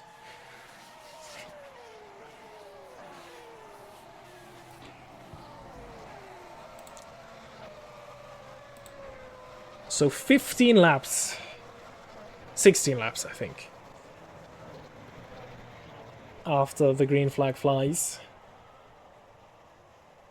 I think we saw the first pit stops of the race at around that 16 lap mark. Yes. Yeah, so definitely no more pit stops. Unless, of course, there is a collision, which, yeah. There is a big risk of that right now, because we have all the 16 cars that are still running in this race right together. There are the two apexes, which have caught up to the back of the safety car queue right now.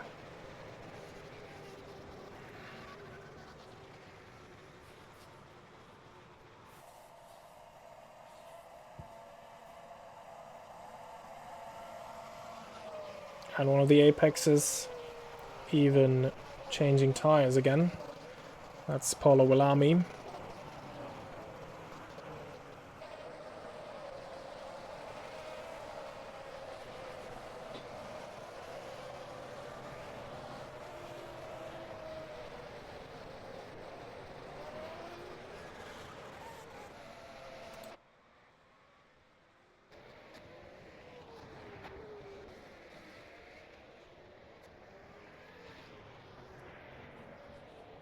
So what do you reckon? Pascal Polens or Filip Puška? Who will win this one now? If Poland can have a good restart as the start of the race, then he will get away. But Pushka, I think, now has the chance to overtake him in the first turn. And yeah. Yeah, and I think this is the point right there. As soon as Pascal Polens gets a bit of a gap, I think he can just manage that one. And we've seen the Vanguard is so difficult to overtake. And I think Polens, the whole weekend has been a bit quicker than Knežević at this circuit. And we saw that Puška had difficulties getting past Knežević. Yeah. So I think Polens will be even harder to pass. And safety car will be in this lap. So there's the confirmation.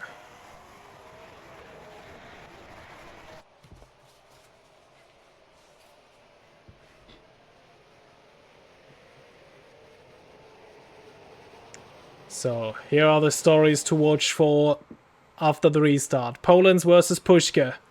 1 race win each, and they will fight it out on track for number 3, or for race 3 now. Dan Knezovic and Laflamme, they have had some exciting battles throughout this race. They are close together again. And then in P12, Jannis Woolborn will see his opportunity to get back into the points. Everything from P7, I would say, all to play for. Curtis Weller, Rustem, myself, Meneghetti, Woolborn, they all could finish 7th. So, a lot of on-track action now. Poland controls the pace. Into the final corner, they go. Taking a very wide line. And he's leaving it very, very late. Whole field Konstantinoing up. Luckily, they all see it, and now he drops the hammer. And I think this was a very well done for Poland. And there is Axel Laflamme alongside Lucas Murner already. Into turn 1, they go. He made it past. Very, very good restart and very clean pass there from Axel Laflamme. What can Pushka do against Poland? At the moment, not much. Laflamme much closer to his teammate than Pushka is to Poland's.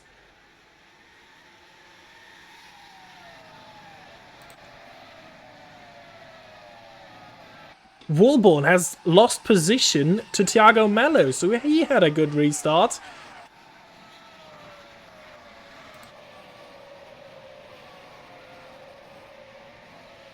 Battles up and down the order. Meneghetti is very close to Harley Self for the final point scoring position here.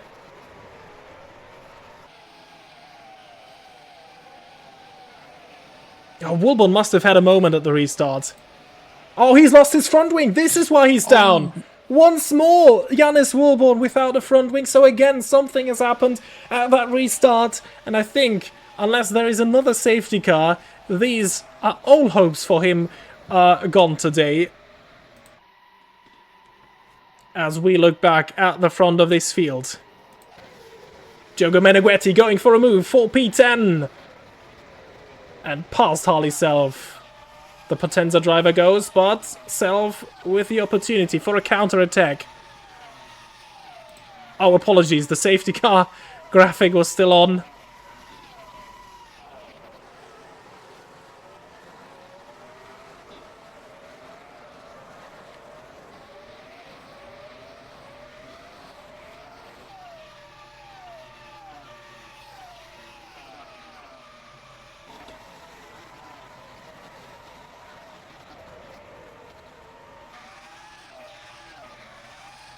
But no changes at the front. They're all a second apart already. So what you predicted has actually become reality. Pascal Poland's managed the restart well. And he's going away from Pushka. He's serving very quick. Purple 2 sectors. Yes, I think Pascal Poland is showing now what he can do. He didn't have to push, of course. He could manage the gap, manage the tires. And I think now he's really showing his hand. And this will be a fastest lap of the race as he comes round the final corner. And there we go, 132.0. Philip Pushka's lap was a 132.4 personal best, but almost half a second down. Axel Laflamme's last lap was quicker than Philip Pushka, actually. Thiago Mello and Harley Self battling it out for P11, which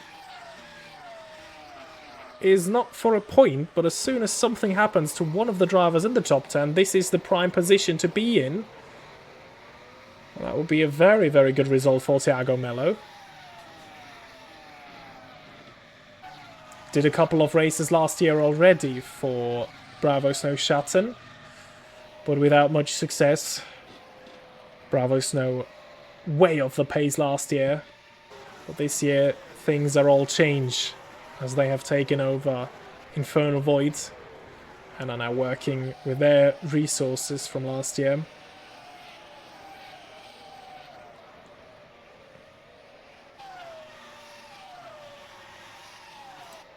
It's interesting. I thought Knezovic would be able to challenge Lucas Murno for P4, and it would be much easier for him to get past the Cesario, but it isn't. He isn't even close enough to try anything.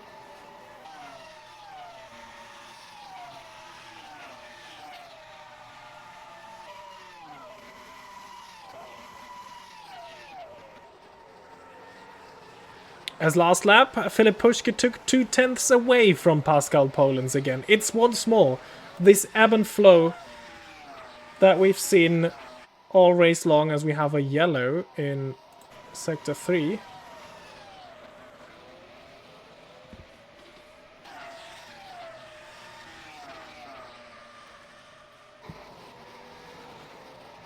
Melo and Self still fighting for P11. Okay, get information about Knezovic. He is trying to save tires to battle at the last laps.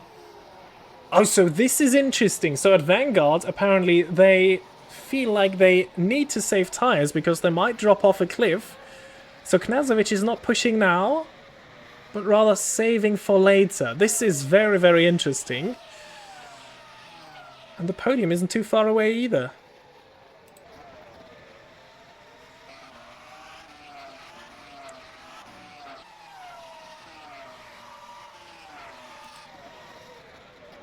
But what this also means is that we might see this with more drivers, that they will save some tires to fully go on the attack in the last 5-6 laps of the race. Oh, is Wilborn in the pits again? He's retired. Yeah, he's retired. Oh, now he's missing a rear wing as well. Double DNF for HRT. This is a shame. Yannis Wilborn was so motivated late last year when he came back. Almost won a race as a stand-in driver for HRT. His first race in like over half a year. Almost won in Azerbaijan. And then he came back for the remainder and drove with Velocita, regular point scorer. But now with HRT, things are not going too well.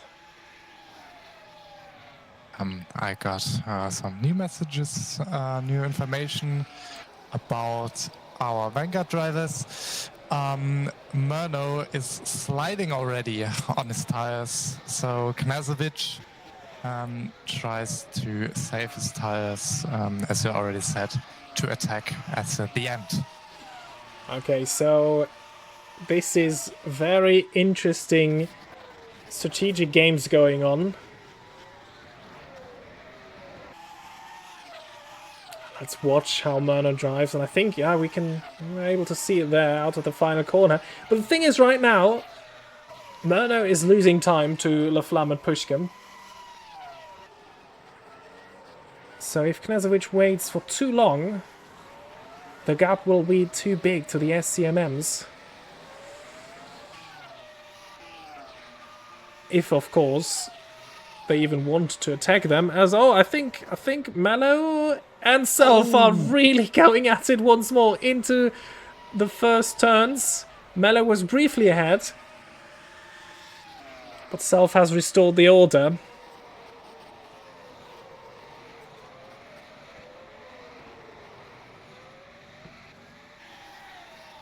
So this remains the most interesting battle that we have right now.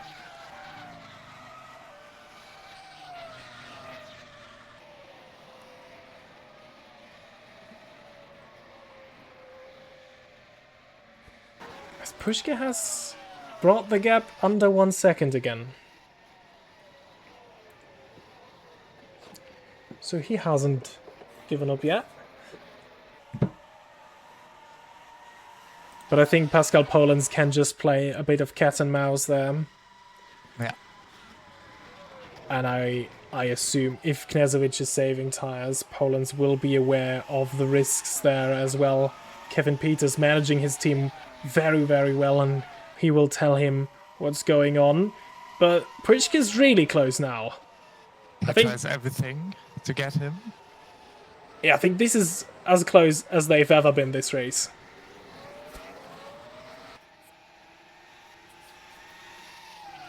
And I think it's now or never. We know Poland's pushed on the first 1 or 2 laps after the restart. We don't know what Pushka was doing.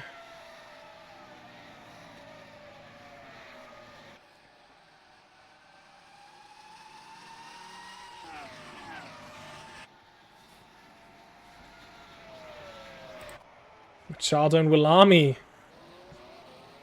just passed each other. But this really is a battle for first and those that are a lap down.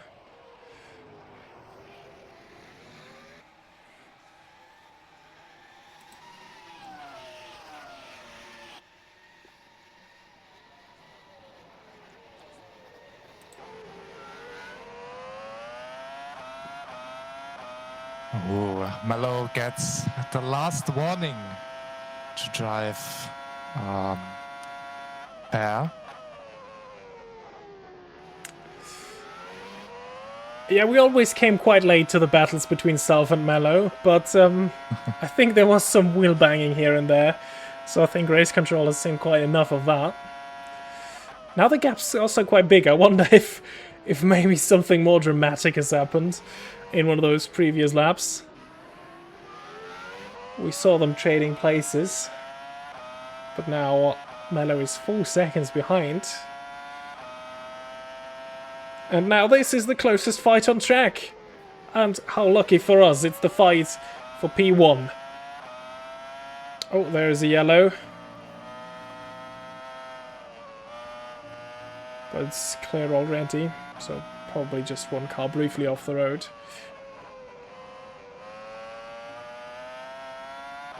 Now here is the situation. Vanguard and SCMM, they have the same tires. Tire age is also the same. They've both been in ahead of the safety car period when it still was a full course yellow.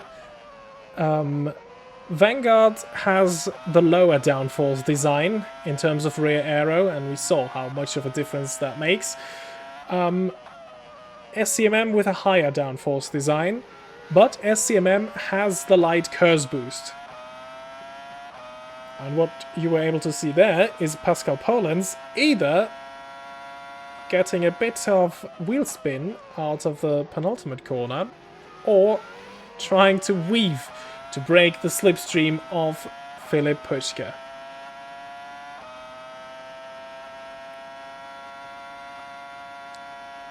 The small curse boost, of course, gives a bit of a difference.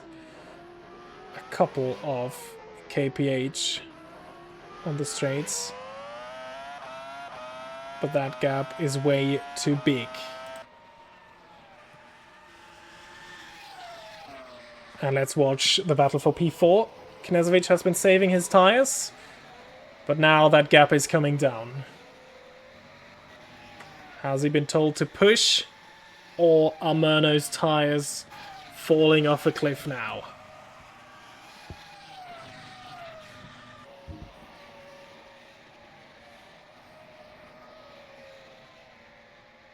Middle sector, this is where the high downforce design really comes into play.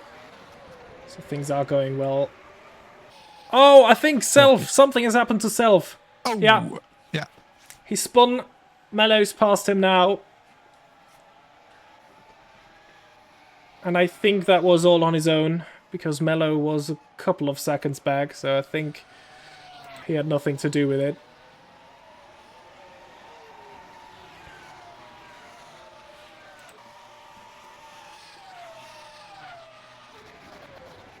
So back to the main two battles we still have to be decided at the end of the race. And both involve a Vanguard.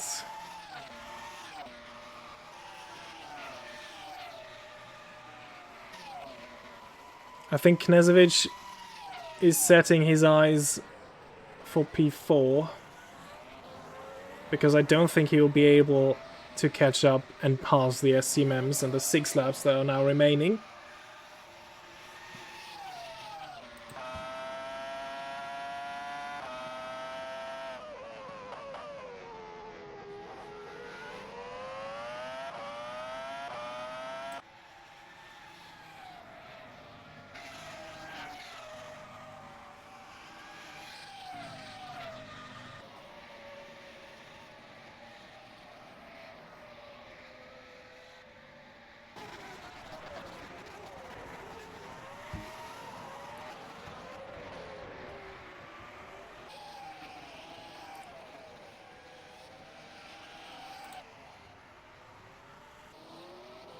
These two are also putting on quite a show. Wilami and Machado passing and repassing each other. While at the front, Polenz and Puške, this is, yeah, again, ebb and flow. 1 lap, advantage Puške, 1 lap, advantage Polenz. But Puške never close enough to make a move. This time he looks a bit closer. How much curse does he have left on the main straight? Gap is at 6/10 now. But no, nothing.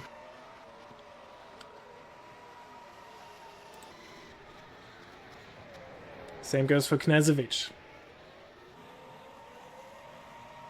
Does Polenz have this one in the bag?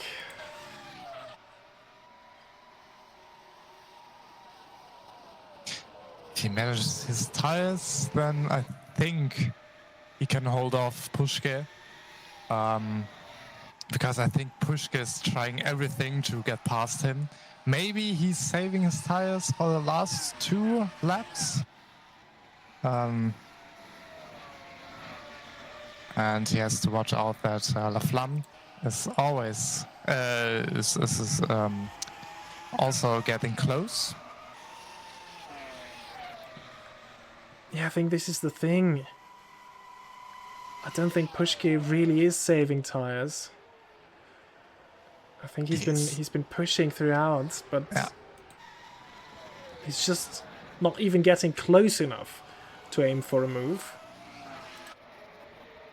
Do you think they will switch Laflamme and Puške? That Laflamme maybe has a chance to overtake Polenz? I don't think they will. I think at SCMM they have a happy. very clear number 1 and number 2 driver.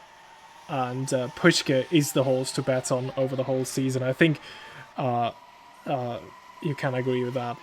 And he is fighting for the championship this year. So I don't think they will switch them around. Because even if they did, and if they said, okay, look, Axel, you've been really quick today. Let's see if you can find your way past Polenz. I don't think he could make a move either. It's just the Vanguard is quicker where it matters. This is what we've seen all race long with some other cars. The lower downforce cars really have the advantage at those parts of the track where you can make a move. And then in the middle sector, of course, dirt air has been reduced by quite a lot this year with the cars. But it's still there and it's still an issue. And Thiago Mello is actually fighting for the final position in the points now. He's caught up to Meneghetti. So this is another battle that we'll still have. But we will watch. Unless, of course, we see the gap dropping dramatically at the top.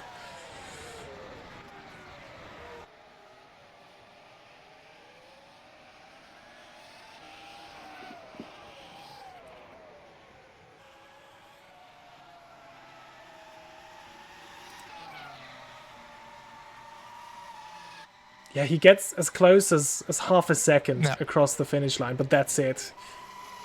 And the same goes for Alexander Knežević, actually. He doesn't find a way past Murno. And even though they saw them sliding at Vanguard, he's holding on. And I can't imagine that Knežević is still saving tyres at this point, because that would be leaving it very, very late. Oh, there it is! Mello! Oh. Round the outside, but Meneghetti holds on.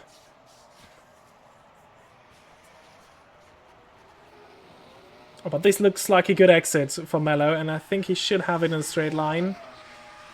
But is he close enough? I don't think he is. No.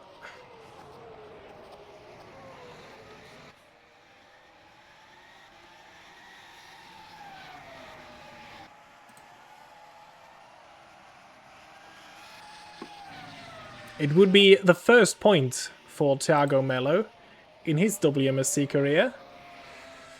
So I think he will be super motivated to make it past that car.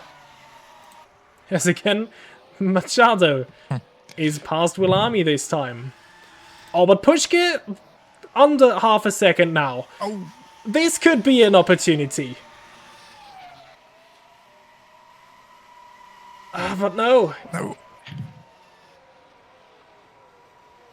At the end of the straight, Pascal Poland's just as quicker.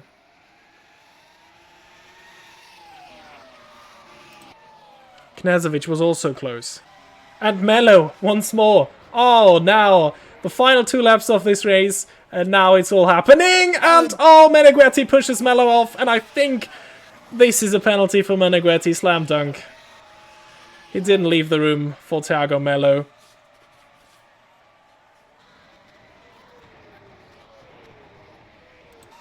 Oh, Tina Curtis and Danny Weller.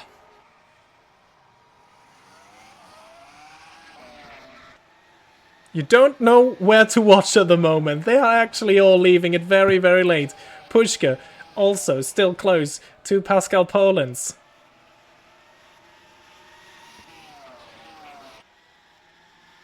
But the thing is, it's his final chance pretty much now. He has to do it now. Now or never.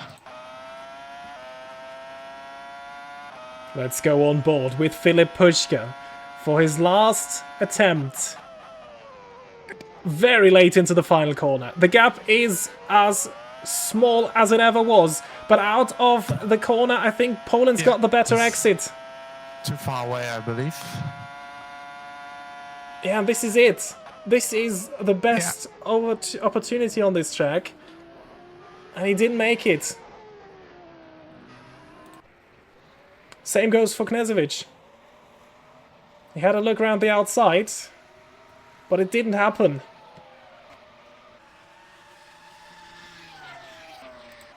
And these two are together again. Let's see what happens this time.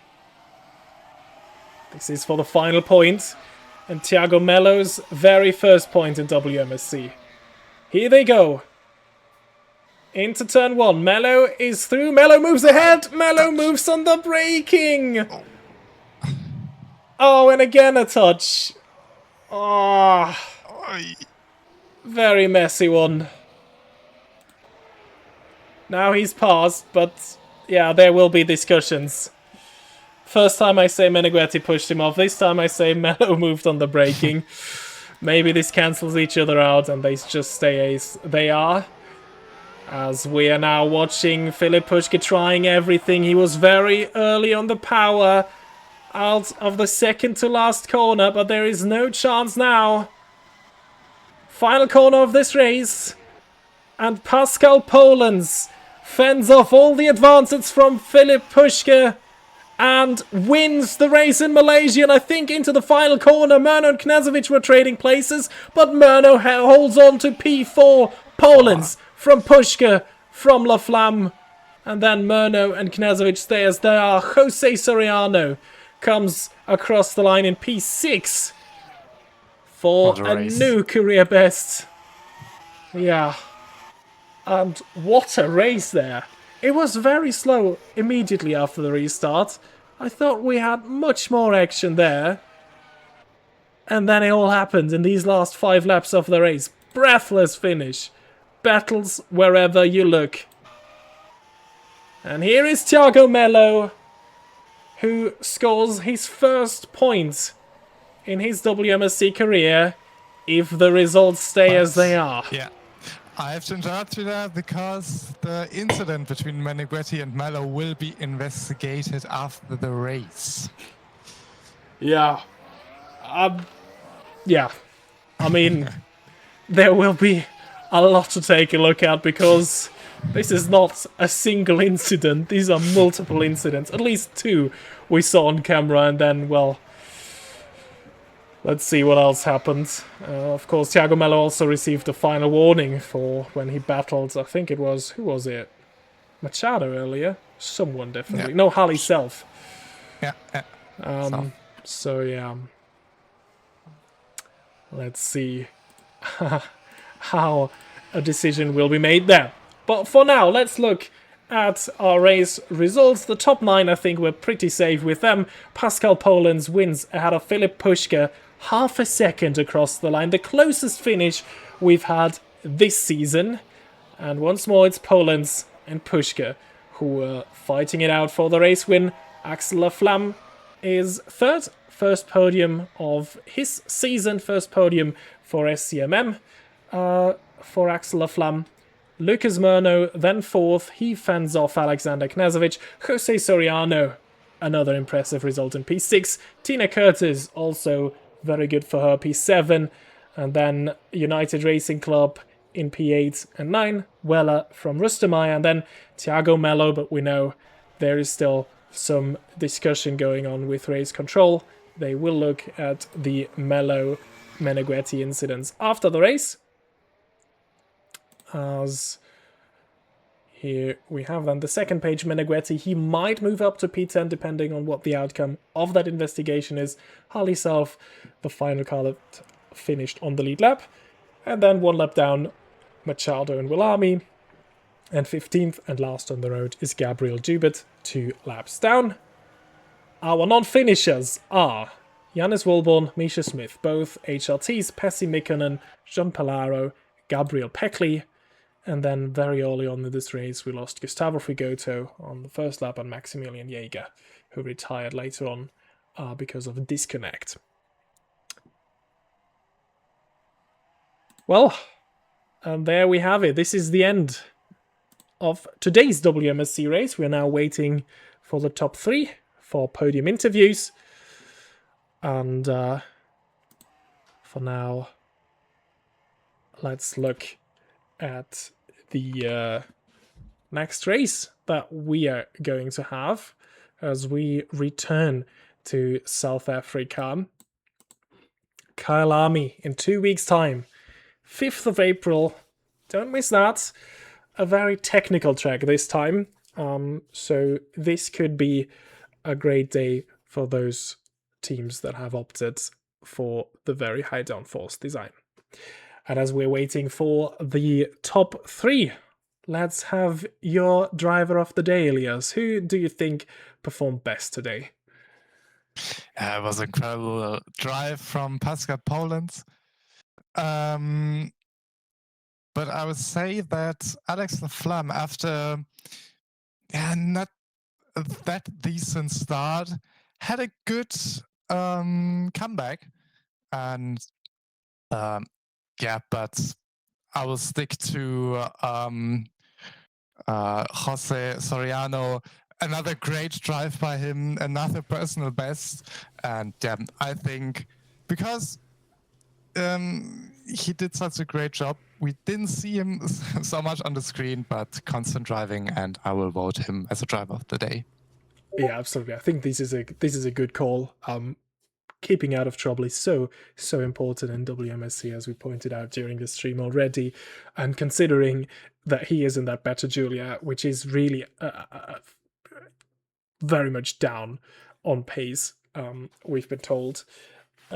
So yeah, we also saw Daniel Benton-Reader struggling in that Better Julia, as we now have the top 3 with us. So, Pascal Polens, once more, congratulations for your second win of the season and retaining the championship lead. It looked like quite the easy job out there, but now tell us about the sprint to the line after the safety car restart. How was managing the tires working for you? Well, first of all, thank you. Yeah, I was also hoping that the race would stay this boring for me when I was 15 seconds in front, but as you said, there was a, a sprint in the end. And well, I tried to just save the tires. And once I saw that Philip was just struggling a little bit and losing like 1/10 per lap, I thought I could maybe just push and get him out of my slipstream. But after one pushing lap, my tires were done, so it got way closer in the end than I would have hoped. But it was an interesting sprint, to say the least. Yeah, it was really, really interesting for us to watch as well. Now, next race will be at Kyalami, a very different circuit of sorts. Vanguard have gone with the low downforce rear wing design. Do you think this will hold you back at Kyalami in 2 weeks? I definitely think so. In theory, Cesario and also SCMM should be way better there compared to us. But I mean, we need to see. Maybe it proves otherwise, or maybe there's some rain involved. We'll never know. So we'll fight in Kyalami, but the chances are not in our favor. Then thank you, and once more, congratulations for your second race win of the season. Thank you very much. Over to Philip Pushka. You started on the front row, but then immediately lost position to Alexander Knazovic. First of all, tell us what happened at the start, how you lost that position. Yeah, it was a little bit of a messy race as well. Maybe comparable to Melbourne. First of all, I just want to say sorry to Alex for the touch and the safety car, for our virtual safety car and the first laps. That was obviously my fault. And yeah, I mean, from there on, the pace was okay. I think not great, but okay. The tires were a little bit dying, and my first stint was pretty much compromised the whole way because I did a half spin as well and lost like 10% on the front right. So yeah, not easily done to recover that. But I think the P2 is okay considering the race was very, messy again. Not very satisfying. Obviously, it's my fault partly as well. So need to optimize the start next time. Need to optimize the performance in qualifying, especially because I was way off my personal best in the qualifying. I just couldn't get a lap together. So that was part of the problem as well to begin with. Congrats to Pascal, did an amazing race, no mistakes. Deserved win. So I have to work on that myself and keep on going. All right, and now tell us how the racing with these cars is, because we saw you were very close in these final laps of the race, but you did never really get closer than 0.4 of a second to Pascal. Is dirty air still a problem, or is it really the higher downforce design that's holding you back on the straight? I think dirty air is okay-ish. It's obviously not optimal to be behind and you're losing tires. Obviously, that's the main problem here. But then again, like, we are just too slow on the straights. Like, if I have my curse on the full battery, like, if you want to call it battery, I can maybe close up a little bit on the straight to the Vanguards, but that's not enough to do a clean pass. So I had to try it once on Alex on the outside in turn 1. There's obviously no grip, and I almost spun. So that's the only thing I tried. In the end, it's obviously, we knew that from the start of the year, or the season, we have to adapt to that. I think there's still obviously some chances in some tracks to be faster, like you said, on the next race. So we should optimize that races and see what we can do from there. All right, then. Thank you, and congratulations for another podium finish. Yeah, thanks again. I know, over to you, Axel. You finally made it. You're back on the podium with SCMM, and what an exciting race it has been for you. You had a lot of exciting battles, but first of all, tell us about the battle with Alex Knazovic, which was one of the most exciting ones for us to watch. I think you made a bit of contact to turn 2, so tell us from your perspective. It was a wild race to get to that point, but when I got behind Canezzo, it was just the Vanguard is so fast in a straight line, so I just spent quite a few laps trying to set myself up for it, trying to get the perfect exit out of the final corner, and finally I got a good run, dumped all of my curves, and flung it around the outside. And Caneza wasn't having it, so there was a bit of contact, but I had the line into the second part of the second corner, so I was just able to make the move stick and then drive away. Yeah, it was a good battle. Yeah, for us it was amazing to watch that one, and yeah, we thought it was hard fought but fair in the end. So yeah, you must have been happy with that. Now back to the race start. I think there was a big crash somewhere around you, which took Gustavo Frigoto out.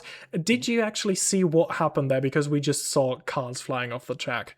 Frank, honestly, I didn't. I had a terrible start. I bogged down and cars were just going by me left and right. So I was more focusing on just trying to keep the car in a straight line and on the track than what was going on around me. But yeah, it was just pure chaos, and I was trying to keep my nose clean. Yeah, and very much you did that, so well done, I guess, there. Now the next race, Kylam, you were really quick on pace right now. You were on par with your teammate on what we saw during the race. What do you expect going into Kyalami? I felt really good here at Sepang, so I'm not so sure I'll be able to replicate this kind of performance, but I'll see what I can do. It's about practice and just trying to make sure I put myself in the best position for Kyalami. Fingers crossed it will be a good event. Just again, trying to bring home solid points, I think, is the main target. All right, then thank you, and congratulations once more to all of our podium finishers. User disconnected from your channel. So that has been it with round 3 of the WMSC 2026. As already teased, in 2 weeks' time we will be racing in Kyalami, South Africa. Once again, tune in to not miss that. Once more, apologies for any technical difficulties during the stream or anything running not that smoothly again. We had a bit of an emergency situation where I had to take over the stream, and this is also why we had to stream on Twitch and couldn't make it work on YouTube.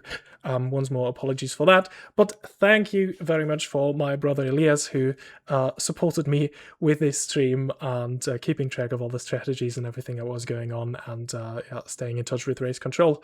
Thank you. I hope you enjoyed your first race on commentary in the WMSC. Yeah, I think this was a great start for me. Exciting race with lots of happening at the front, in the back, in the midfield, and yeah, happy to be here, and thank you for your commentary and your expertise. All right, then, yeah, once more, thank you, and we'll all see and hear each other in 2 weeks' time at Kyalami. Thank you for watching, and goodbye.